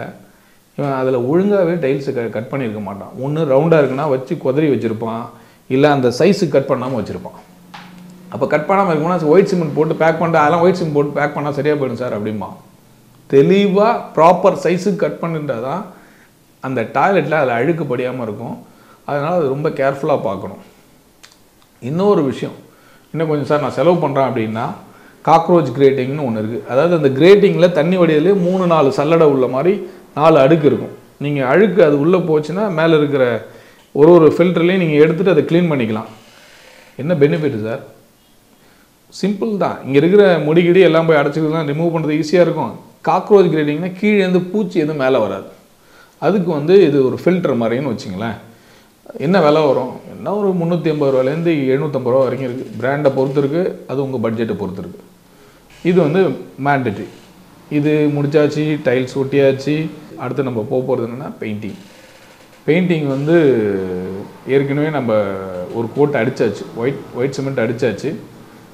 நான் திருப்பி சொல்கிறேன் சார், எலக்ட்ரிக்கல் லைன் ஏதாவது வேணும் அப்படின்னா நீங்கள் பிளாஸ்டிங் ஸ்டேஜ்லேயே சொல்லியிருக்கணும். இல்லை மறந்துட்டீங்க அப்படின்னா கூட இப்போ கூட கெட்டு போகல, ஒரு கோட்டை அடித்த டைம்லேயாவது சொல்லிவிடுங்க. அதுக்கப்புறம் திருப்பி கட் பண்ணிட்டு பண்ண முடியாது. எலக்ட்ரிக்கல் லைனை இது ஏற்கனவே பண்ணியிருக்கணும். ஏன்னா நான் எல்லாருமே அப்படி இருக்க மாட்டாங்க, சில பிரச்சனைகள்லாம் போகிறதால சொல்கிறேன் நான். இப்போ எலக்ட்ரிக்கல் லைன் முடிச்சுட்டு இப்போ பெயிண்டிங் ஒரு கோட்டை அடிச்சிட்டிங்க. ரெண்டாவது பெயிண்டிங் பண்ணும்போது பெயிண்டிங்கில் வந்து என்னென்னலாம் ஆஸ் பர் அக்ரிமெண்ட்டில் 2 கோட்டு பட்டி ஒரு கோட்டு ஒயிட் சிமெண்ட் அடிப்பேன், 2 கோட்டு பட்டி அடிப்பேன், அதுக்கப்புறம் வால் எமல்ஷன் பண்ணுவேன், இத்தனை கோட் பண்ணுவேன்னு சொல்லியிருப்பாங்க இல்லைங்களா? அந்த அக்ரிமெண்ட் பிரகாரம் செக் பண்ணிவிட்டு அது எல்லாத்தையும் பண்ணுறாங்களா பார்த்துங்க. பண்ணும்போது ஃபினிஷிங் வந்து டியூப் லைட் போட்டு செக் பண்ணி பாருங்கள், அண்டுலேஷன் இருக்கா அப்படின்னு. ஏன்னா ஃபினிஷிங் தான் உங்கள் பில்டிங்கோட அழகே. அண்டுலேஷன் இருக்கா அப்படிங்கிறத க்ளீனாக செக் பண்ணிங்க. இது எப்போ செக் பண்ணணும் அப்படின்னா, பிளாஸ்டிக் இருக்கும்போதே செக் பண்ணியிருக்கணும் அண்டுலேஷன். ஏன்னா இப்போ பட்டியில் வந்து அவ்வளோ கலவை ஏற்ற முடியாது, அதனால் அவ்வளோ பட்டி ஏற்ற முடியாது. அதனால் கண்டிப்பாக அந்த ஸ்டேஜிலே செக் பண்ணியிருக்கணும். செக் பண்ணிவிட்டு பண்ணிங்கன்னா கம்ப்ளீட்டாக பெயிண்டிங் முடிஞ்சுது. பெயிண்டிங்லாம் முடிஞ்சிச்சு, எல்லாமே முடிஞ்சுது. வேறு அடுத்தது இது என்ன? அடுத்தது ஃபிட்டிங்ஸ். என்னென்னலாம் fittings? Plumbing fittings, electrical fittings 2 type இருக்குது. ப்ளம்பிங் வந்து என்னென்னலாம் ஃபிட்டிங்ஸ் பண்ணுறதுக்கு நான் ஏற்கனவே சொன்னதை மறந்துடாதீங்க. ப்ளம்பிங் பிளாஸ்டிங் பண்ணுறதுக்கு முன்னாடியே ப்ரெஷர் செக் பண்ணியிருக்கணுங்கிறத மறந்துடாதீங்க. அப்போ ப்ளம்பிங் ஃபிட்டிங்ஸ் வந்து ஃபிட் பண்ணுவாங்க. ப்ளம்பிங் ஃபிட்டிங்ஸ் பண்ணிகிட்டு இருக்கும்போதே பேரலாக மேலே என்ன பண்ணுவாங்க, ஃபஸ்ட் ஃப்ளோர் கட்டில் அப்படின்னா வெதரிங் கோர்ஸ் போட்டிருக்கணும். சார் இல்லை சார், வெதரிங் கோர்ஸ்லாம் பழசு சார், இப்போ அந்த ஸ்டைல்லாம் பண்ணுறதில்ல, வெறும் கூல் ரூஃப் டைல் போட்டால் போகிறோம் அப்படின்னு சொன்னாங்கன்னா ஓகே, கூல் ரூஃப் டைல் போட சொல்லுங்கள். அது ப்ராப்பரான பிராண்டாக ஏற்கனவே எந்த இடத்துல போட்டிருக்காங்க, 5 வருஷத்துக்கு முன்னாடி போட்டது எதுவும் பிரச்சனை இல்லாமல் இருக்கா, இதெல்லாம் நீங்கள் தான் பார்த்துக்கணும். அதெல்லாம் வந்து பார்க்காம பண்ணால் சும்மா கூல் ரூஃப் டைல்னு ஏதோ ஒரு டைலை கொண்டு வந்து போட்டு உடச்சி விட்டு போனால் ரூஃபில் லீக் வந்துடும், அது பெரிய சிக்கலாக போயிடும். அதை மட்டும் பார்த்துங்க. அதனால் அதையும் குறுக்கு விசாரணை செஞ்சுங்க. இப்போ பண்ணி முடிச்சிடுறீங்க. கீழே வந்து பெயிண்டிங் பண்ணியாச்சு, ஃபிட்டிங்ஸ் போயிட்டோம். ஃபிட்டிங்ஸ் வந்து பார்த்தீங்கன்னா என்னென்ன ஃபிட்டிங்ஸ்லாம் எங்கெங்கெல்லாம் என்னென்ன ஃபிட்டிங்ஸ் வரும், என்ன எப்படி சொல்லணும். ப்ளம்பிங்லேருந்து போயிடுவோம். ப்ளம்பிங்கில் வந்து inside plumbing, outside plumbing 2 இருக்குது. இன்சைடு ப்ளம்பிங் உள்ளே பார்த்தீங்கன்னா பாத்ரூமில் என்னென்ன இருக்குது அப்படின்னா, டேப் இருக்குது, வால் மிக்சர் இருக்குது, ஷவர் இருக்குது, அப்புறம் பார்த்தீங்கன்னா வாஷ் பேஷன் வித் டேப் இருக்குது. இது வந்து வால் மிக்சர்லேயே 2-in-1 வால் மிக்சர் இருக்குது, 3-in-1 வால் மிக்சர் இருக்குது. அவங்க என்னென்னலாம் அக்ரிமெண்ட் பிரகாரம் கொடுத்துருக்காங்களோ அந்த 2-in-1 வால் மிக்சரு, 3-in-1 வால் மிக்சரு இதெல்லாம் போட்டிருக்காங்களா சார்? 2-in-1 வால் மிக்சர்னா என்ன, 3-in-1 வால் மிக்சர்னா என்ன? 2-in-1 வால் மிக்சர்னா உங்களுக்கு வந்து ஷவர் ஆம் இருக்காது. ஷவர் ஆம்னா அந்த வால் மிக்சர் தண்ணி திறந்து குளிக்கிறோம் இல்லைங்களா, அதெல்லாம் இப்படி கையில் வச்சு கன் வச்சு குளிக்கிறது இருக்கு இல்லையா, அது 3-in-1 வால் மிக்சரில் வரும். அவ்வளோதான் வித்தியாசம், பெரிய வித்தியாசம் கிடையாது. இப்போ இது ரெண்டும் வந்து எது நீங்கள் அக்ரிமெண்ட்டில் போட்டிருக்கோ அது கரெக்டாக இருக்கான்னு பார்த்துங்க. ஃபிட்டிங்ஸ்லாம் கரெக்டாக இருக்கா, எல்லாமே கரெக்டாக போட்டிருக்காங்களா அப்படிங்கிறத வந்து கரெக்டாக செக் பண்ணி ஃபிட்டிங்ஸ் முடிஞ்சிச்சு. பாத்ரூம் முடிஞ்சிச்சிங்களா? பாத்ரூம் அவுட் சைடில் வந்து உங்களுக்கு சேம்பர் போடும்போது 20 அடிக்கு ஒரு சேம்பர் மஸ்ட்டு கம்பல்சரி போட்டிருக்கணும். அதை நீங்கள் கிராஸ் செக் பண்ணிக்கங்க. அவுட் சைடு எல்லாமே சேம்பர்லாம் லைன்லாம் போட்டு இறக்குனதுக்கப்புறம் மேனுவல் கவர் வந்து ரெடிமேட் மேனுவல் கவர் போட சொல்லுங்கள். ஸ்டோன்லேயோ ஸ்லாப் அறுத்து போட்டதோ கடப்பாக்கல்லோ போட்டு போட சொல்லாதீங்க. நாளைக்கு எடுக்கும்போது சிக்கலாக போயிடும். அதனால் ரெடிமேட் மேனுவல் கவர் போட்டு ப்ளம்பிங் லைன் அவுட் சைடு முடிச்சாச்சு. அப்புறம் எலக்ட்ரிக்கல், இங்கே தாங்க ரொம்ப முக்கியமான பாயிண்ட்டு. எல்லாமே முடிச்சாச்சு. எலக்ட்ரிக்கல் தான் ரொம்ப முக்கியமான பாயிண்ட். ஃபிட்டிங்ஸ் வந்து எப்பயுமே பார்த்தீங்கன்னா அக்ரிமெண்ட்டில் பில்டர் பண்ணி கொடுக்க மாட்டார், கான்ட்ராக்டர் பண்ணி கொடுக்க மாட்டார். நீங்கள் தான் ஃபிட்டிங்ஸ் வாங்குற மாதிரி இருக்கும். என்னென்னலாம் ஃபிட்டிங்ஸ் வாங்கணுங்கிற லிஸ்ட்டு வந்து கையில் வச்சுக்கிட்டு அந்த ஃபிட்டிங்ஸை முன்னாடியே அந்த எலக்ட்ரிக்கல் டைமில் முன்னாடியே வாங்கிடுங்க. என்னென்ன எலக்ட்ரிக்கல் ஃபிட்டிங்ஸ்லாம் இருக்கோ எல்லாமே கரெக்டாக ஹாலில் எத்தனி, பெட்ரூமில் எத்தனி, எல்லா லைட் ஃபிட்டிங்ஸும் செக் பண்ணி போட்டுங்க. இதில் எலக்ட்ரிக்கலில் ரொம்ப முக்கியமாக பார்க்க வேண்டியது எர்த்து. பில்டிங்கில் ரொம்ப முக்கியமான பாயிண்ட்டு எர்த்து வந்து பில்டிங்க்கு கொடுத்துருக்காங்களா அப்படிங்கிறத செக் பண்ணிங்க. எலக்ட்ரிக்கலில் நான் நிறைய ஐட்டங்கள் இருக்குதுன்னு சொன்னேன் இல்லைங்களா. ஆர்சிசிபின்னு வந்து அடாப்டர் மிஷின் ஒன்று இருக்குது. அது வந்து கண்டிப்பாக வந்து ஒரு வீட்லேயும் இப்போ பொறுத்துறாங்க. அப்போ எர்த் ஆச்சுன்னா ஆட்டோமேட்டிக்காக ஃபீஸ் போயிடும். அந்த மாதிரி ஒரு அட்வான்ஸ் டெக்னாலஜி வந்து இருக்குது. அதையும் இதில் பயன்படுத்துங்க. அதை நீங்கள் வந்து அக்ரிமெண்ட்டில் கேளுங்க. இல்லை எக்ஸ்ட்ரா வாங்கி கொடுக்கணும், வாங்கி கொடுத்து கண்டிப்பாக போட்டுருங்க. இப்போ எலக்ட்ரிக்கல் லைன் போட்டாச்சு, சுவிட்சு போட்டாச்சு, எல்லாம் முடிஞ்சுது. வீடு கம்ப்ளீட் ஆகிடுச்சு. முடிச்சாச்சா வெளியில் போயிடும். வெளியில் தான் ரொம்ப முக்கியம்.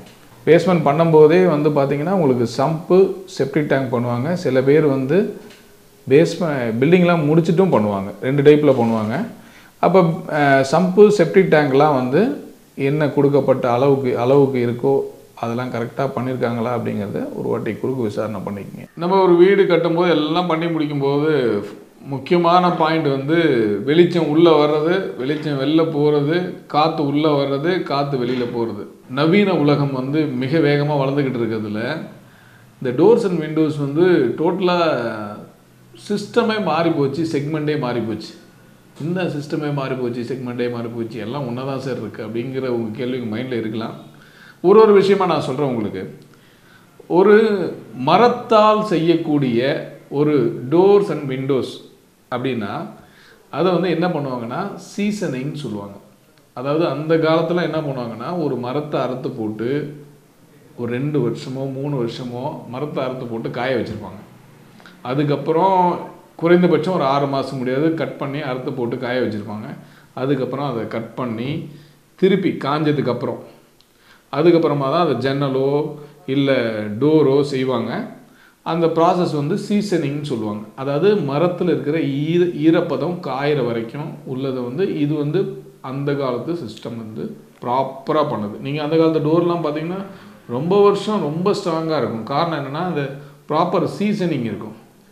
இப்போ காலம் வளர வளர வளர வளர மனிதனுடைய மக்கள் தொகை அதிகமாக தேவைகள் அதிகமாக என்ன ஆகுது அப்படின்னா இந்த மரத்தோட சீசனிங் டைமே ரொம்ப ஷார்ட்டாக இருக்குது, சீசனிங் பண்ணுறதே ரொம்ப கம்மியாக இருக்குது அப்படிங்கிற ஒரு கொஸ்டின் போச்சு. அப்போ போகும்போது திருப்பி என்ன பண்ணுறாங்க அப்படின்னா அந்த மரத்தை கட் பண்ண மரத்தை சீசனிங் பண்ணுறதுக்குன்னே தனியாக ஒரு சிஸ்டமே க்ரியேட் பண்ணி அந்த சீசனிங் பண்ணக்கூடிய அந்த ஒரு மெஷினில் கொண்டு போய் நீங்கள் வச்சிங்கன்னா அதில் இருக்கிற ஈரப்பதத்தை முழுவதுமே பார்த்தீங்கன்னா சீசனிங் பண்ணும்போது உறிஞ்சதுக்கப்புறம் திருப்பி அந்த மரத்தை காய போட்டு அதுக்கப்புறமா ஜன்னல் மற்றும் கதவுகள் செய்கிறாங்க.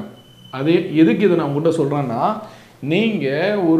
நீங்கள் காமனாக எல்லாருக்கும் ஊரில் என்ன பண்ணுவாங்கன்னா சரி எங்கள் ஊரில் ஒரு மரம் இருக்குது, வீட்டில் மரம் இருக்குது, அது எங்கள் தாத்தா காலத்தில் வச்சுருந்தது, எங்கள் தாத்தா சொன்னாங்க அதை கட் பண்ணி அரிகால் வந்து செஞ்சுக்கோ நம்ம ஞாபகமாக இருக்கணும் அப்படிங்கிறதுக்கோசரம் சொன்னாங்க, அதனால் அதை கட் பண்ணி அதே செய்ய சொல்லிட்டேன் சார் அப்படின்னு சொன்னால் தயவுசெய்து அப்படிலாம் பண்ணாதீங்க. ஈரமரமாக இருக்குது அப்படின்னா அதை கட் பண்ணி சீசனிங் பண்ணிட்டு தான் நீங்கள் வந்து டோர்ஸ் அண்ட் விண்டோவோ ஃப்ரேமோ பண்ணணும். சீசனிங் பண்ணலன்னா என்ன பிரச்சனை? அடுத்த கொஸ்டின் அதானே. ஆமாம், நீங்கள் சீசனிங் பண்ணலன்னா மரம் ஈரமாக இருந்தது, ஈரத்தோடு நீங்கள் அப்படியே கட் பண்ணிட்டு எதுவுமே சீசனிங் பண்ணாமல் நீங்கள் அந்த விண்டோவோ டோரோ செஞ்சால் மரம் முறுக்கிக்கும். என்ன மாதிரி முறுக்கிக்கும், என்ன முறுக்கிக்கும் சொல்ல வரீங்க எனக்கு புரியல அப்படின்னு தோணுதுன்னா உங்கள் விண்டோலாம் பார்த்தீங்கன்னா சில இடத்துல கதவை மூட முடியாமல் வச்சு அழுத்தி திணிப்பீங்க.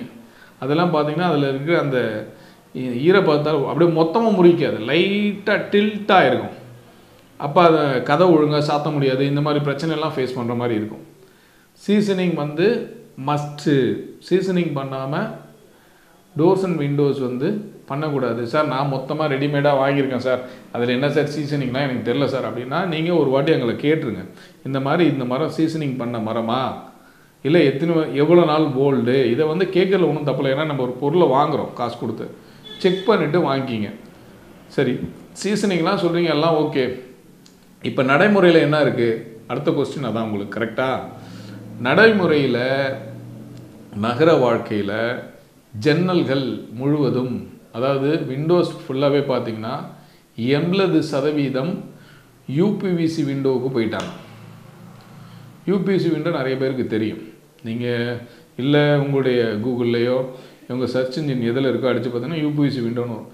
யூபிவிசி விண்டோ போனதால் மரங்களில் ஜன்னல் செய்கிறது முற்றிலுமாக குறைந்து விட்டது. இது நகரங்கள் இருக்குது. சிறு நகரங்களில் கொஞ்சம் கொஞ்சமாக உள்ளே வருது. நிறைய பேருக்கு வந்து இன்னும் அந்த நம்பிக்கை வரல. மரத்தால் தான் பண்ணுவேன் அப்படிங்கிற ஒரு கான்ஃபிடென்ட்டில் இருக்கிறவங்க மரத்தாலையும் பண்ணுறாங்க. இங்கே யூபிவிசி விண்டோ வந்து ஆல்மோஸ்ட் நான் சொல்கிறது வந்து சிட்டியில் ஒரு 80% வந்துச்சுன்னு சொன்னேன் இல்லைங்களா? நீங்கள் ஒரு வாட்டி செக் பண்ணி பாருங்கள். சரி சார், யூபிவிசி விண்டோவுக்கும் நார்மல் விண்டோவுக்கும் என்ன டிஃப்ரென்ஸு? அடுத்த கொஸ்டின் அதான். நீங்கள் நார்மல் விண்டோவுக்கும் யூபிவிசி விண்டோவுக்கும் உள்ள விஷயம் பார்த்திங்கன்னா ஒர்க்மேன்ஷிப்னு சொல்லுவாங்க. சாதாரணமாக ஒரு விண்டோ செய்யும்போது அதை ப்ராப்பராக அந்த மரத்தை எடுத்து சீசனிங் பண்ணி சைஸ் பண்ணி இழைச்சி அந்த ஒர்க்கு எல்லாமே பார்த்திங்கன்னா மேனுவலாக மட்டும்தான் பண்ண முடியும். மேனுவலாக பண்ணி தான் ஃப்ரேம் நீங்கள் ஏற்ற முடியும், கிளாஸ் போட முடியும் விண்டோவில். இதில் அப்படி கிடையாது. இது எல்லாமே ஃப்ரேமு மிஷின் வச்சு மோல்ட் பண்ணி ஃப்ரேம் பண்ணியிருப்பாங்க. அதே டைமில் இது பவுடர் கோட்டட் பெயிண்ட் பண்ணியே வரும். அது ஸ்டார்டிங் பார்த்திங்கன்னா ஒரு 450 ரூபாயிலேருந்து வந்து 1600 ரூபா வரைக்குமே யூபிவிசி விண்டோ இருக்குது. டிபெண்ட்ஸ் அப்பான் த குவாலிட்டி, கம்பெனியை பொறுத்து நிறைய வித்தியாசங்கள் இருக்குது. நீங்கள் அது உங்களுடைய பட்ஜெட்டுக்கு தகுந்த மாதிரி போய்க்கலாம்.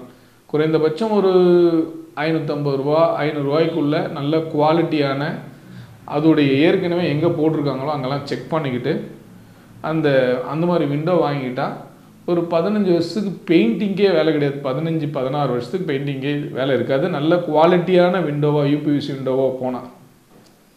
இது வந்து இன்னொரு ப்ளஸ் என்னென்னா, நீங்கள் இமீடியட்டாக வந்து இதை வந்து நீங்கள் பூசிட்டு ட்ரில் பண்ணிட்டு அப்படியே விண்டோவை ஏற்றிக்கலாம்.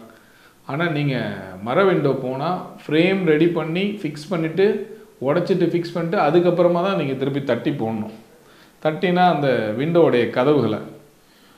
இதில் வந்து அந்த பிரச்சனை கிடையாது. ஒர்க்கெல்லாம் கம்ப்ளீட் பண்ணிட்டு பூசி வேலை முடிஞ்சதுக்கப்புறம் அதுக்கப்புறமா நீங்கள் வந்து ஜஸ்ட்டு ஸ்லைடிங்கோ இல்லை ஓப்பனபுளோ 90% ஸ்லைடிங் தான் வச்சுருக்காங்க.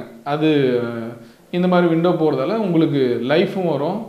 இன்னொன்று வந்து சவுண்ட் ப்ரூஃப் வச்சுக்கலாம், சத்தம் உள்ளே வராமல் இருக்கிறதுக்கு. நீங்கள் நிறைய வந்துருச்சு. அதிலே கொசுவலையோடு சேர்த்து வர்ற விண்டோலாம் வந்துருச்சு. அதாவது கொசுவலையோட அந்த ஃப்ரேமும் சேர்த்தும் பண்ணக்கூடிய விண்டோ லெவலுக்கு இன்றைக்கி வந்து டெக்னாலஜி வளர்ந்துருச்சு. விண்டோவை பற்றி சொல்லிட்டோமா சார்? நீங்கள் அதெல்லாம் சொல்கிறீங்க, சேஃப்டின்னு ஒன்று இருக்குல்ல அப்படிங்கிற அடுத்த கொஸ்டின் உங்கள் மைண்டில் வரும். கரெக்டுங்களா? கரெக்ட். சேஃப்டி வந்து சேம் அதே தான். நீங்கள் உடன் விண்டோவில் வந்து நீங்கள் என்ன பண்ணுறீங்களோ அதே ஃபார்மேட்டில் இந்த விண்டோவிலையும் வந்து கிரில்லை வந்து வாலில் ஃபிக்ஸ் பண்ணிவிடுவீங்க. பண்ணிவிட்டு அதுக்கப்புறம் இந்த யூபிசி விண்டோ வந்து ஃபிக்ஸ் பண்ண போகிறீங்க. அவ்வளோதான் வித்தியாசம். அதில் என்னென்னா உங்களுக்கு மரத்தோடையே விண்டோ ஃபிக்ஸ் பண்ணியிருப்பாங்க. இதில் வந்து எப்படின்னா வந்து நீங்கள் விண்டோ ஃபிக்ஸ் பண்ணிவிட்டு கிரில் ஃபிக்ஸ் பண்ணுவாங்க, இல்லை கிரில் ஃபிக்ஸ் பண்ணிட்டும் பண்ணிக்கலாம். அது ஒரு பெரிய இஷ்யூவே கிடையாது. சேஃப்டி ரெண்டும் ஒன்றா சார் அப்படின்னு கேட்டால் கண்டிப்பாக ஒன்று தான். ஒன்றும் பெரிய இஷ்யூ கிடையாது எனக்கு தெரிஞ்சு. சரி, கிரில்லை பற்றி சொல்கிறீங்க, கிரில் எப்படி இருக்கணும், அதோட சேஃப்டி பற்றி சொல்லுங்கள். அடுத்த கொஸ்டின் வந்தாச்சு. ஆமாம், கிரில் வந்து கம்பல்சரி எங்கே கிரில் பண்ணாலும் நீங்கள் கிரில் வந்து வாலில் உடச்சிட்டு ஃபிக்ஸ் பண்ணும்போது சில பேர் 2 இடத்துல மட்டும் உடச்சிட்டு வச்சுருப்பாங்க, இல்லை மேலே கீழே வச்சுருப்பாங்க. ஒரு 4க்கு 4 விண்டோ இருக்குன்னா மேலே 2, லெஃப்டில் 2, கீழே 2, மொத்தம் கனெக்ட் பண்ணிங்க. ஒரு பக்கத்துக்கு குறைந்தபட்சம் 2 வெல்டிங் இருக்கணும். வெல்டிங் பண்ணும்போது இப்படி ஒரு ராடு வந்து இந்த கிரில்ல இருக்குது அப்படின்னா இப்படி ஒரு டேக்காக அடிச்சிருக்கணும். அப்போ தான் நல்ல க்ரிப்பாக இருக்கும். அந்த மாதிரி வெல்டிங் பண்ணியிருக்கணும். பண்ணால் தான் வந்து உங்களுக்கு அதாவது உடச்சி எடுக்க முடியாத லெவலுக்கு இருக்கும். இது வந்து ஜன்னலுக்கு சொல்லியாச்சு. டோருக்கு கிரில் எப்படி அப்படின்னு கேட்டால், டோருக்கு கிரிலும் அதே ஃபார்மேட் தான். நீங்கள் அதாவது அதில் வந்து பார்த்தீங்கன்னா வெறும் ஃபிக்ஸிங் மட்டும் தான், ஃபிக்ஸட். அது சில இடத்துல என்ன பண்ணுவாங்கன்னா அந்த கிரில் ஓப்பன் பண்ணுற டைப்பில் வச்சுருப்பாங்க. அதிலே வந்து ஒரு சின்ன கீல் மாதிரி கொடுத்து வெல்டு பண்ணியிருப்பாங்க, திறந்து மூடிக்கலாம். டோரில் என்னென்னா, டோரில் கொடுத்துருக்கிற கிரில்லில் கொஞ்சம் சேஃப்டியான அந்த கிரில்லோட சைஸ் பார்த்தீங்கன்னா இரும்போட சைஸ் பெருசாக இருக்கும். அது வந்து ஃபோல்டபுளாக உங்களுடைய தேவைக்கு தகுந்த மாதிரி ஃபோல்டபுளாக இல்லை வந்து ஒரே சிங்கிள் கிரில்லாங்கிறது வந்து அது உங்களுடைய தேவைக்கு தகுந்த மாதிரி உங்கள் இடத்துக்கு தகுந்த மாதிரி நீங்கள் தான் டிசைட் பண்ணணும். அதுவும் உங்கள் இன்ஜினியர்கிட்ட கேட்டுங்க. அதில் கச்சா முச்சான பயங்கரமாக டிசைன் போகிறது அது இதெல்லாம் தயவுசெய்து எதுவுமே பண்ணாதீங்க. அதெல்லாம் காசு வேஸ்ட். சிம்பிளாக கிரில் பண்ணுங்கள். நல்லா சேஃப்டியாக உள்ள ஆங்கிளில் பண்ணுங்கள். பண்ணால் தான் உங்களுக்கு வந்து பார்க்குறதுக்கும் அழகாக இருக்கும். இல்லைன்னா அந்த கிரில் சில பேர் வீட்டில் கிரில்லே வந்து உள்ளே வந்து வேறு ஏதாவது ஓவியம் வரைகிறது அப்படி இப்படின்னு போடுவாங்க. அதெல்லாம் வேணாம். சிம்பிளாக ஒரு கிராஸ் மட்டும் குறுக்கு நெடுக்கு மட்டும் போட்டு நீட்டாக கிரில் பண்ணக்கூடிய ஆளுங்கள்ட்ட என்னென்னலாம் செக் பண்ணணும்னு சொல்கிறேன்.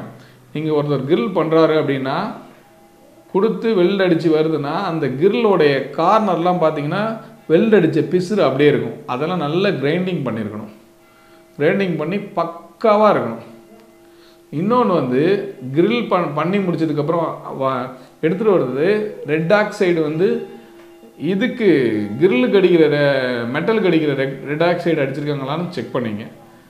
அந்த ரெட் ஆக்சைடு வச்சு தான் பண்ணணும். அதேமாரி கிரில்லுக்கு வந்து பேக் பண்ணக்கூடிய அந்த ஜல்லி வந்து 1:1.5:3 மிக்ஸில் நல்ல நீட் பேக்கிங் பண்ணி கிரில்ல ஃபிக்ஸ் பண்ணதுலேருந்து குறைந்தபட்சம் 4 நாட்களுக்கு அதை டிஸ்டர்ப் பண்ணாதீங்க.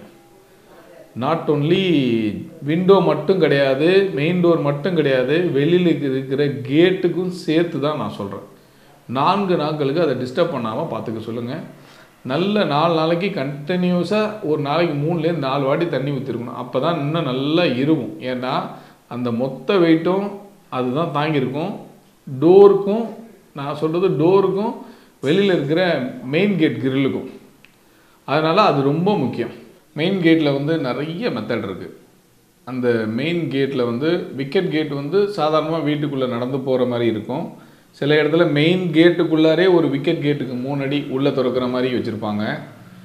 இன்னும் சில இடத்துல பார்த்தீங்கன்னா விக்கெட் கேட் மட்டும் தனியாக இருக்கும், கார் பார்க்கிங் உள்ள கேட்டு தனியாக இருக்கும். இந்த மெயின் கேட்டில் வந்து இந்த ரேம்ப் அடிக்கும்போது அந்த கேட்டு கனெக்ட் பண்ணி வைக்காமல், ரேம்ப்னா அந்த ஸ்லோப் அடிப்பாங்க கார் மேலே ஏறுறதுக்கு, கனெக்ட் பண்ணி வைக்காமல் மிஸ்டேக் பண்ணியிருப்பாங்க. அதெல்லாம் கொஞ்சம் கரெக்டாக பார்த்துக்க சொல்லுங்கள். ஏன்னா அப்போ இந்த டோர் மூடும்போது கரெக்டாக மூட முடியாமல் அந்த மாதிரி பிரச்சனைலாம் இருக்கும். அதனால் அதை கரெக்டாக பார்த்துக்க சொல்லுங்கள்.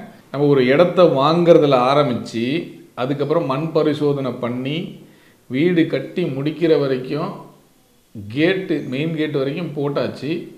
பூட்டும் போட்டு வீட்டை முடிச்சாச்சுன்னு நினைக்கிறேன். இதில் ஏதாவது உங்களுக்கு டவுட்ஸ் இருக்குது, இன்னும் மேலும் ஏதாவது தெரிஞ்சுக்கணுன்னீங்கன்னா கீழே கமெண்டில் போடுங்க. என்ன டவுட் இருக்கோ சொல்லுங்கள். அது ரிலேட்டடாக நான் உங்களுக்கு விளக்க தயாராக இருக்கேன். நன்றி.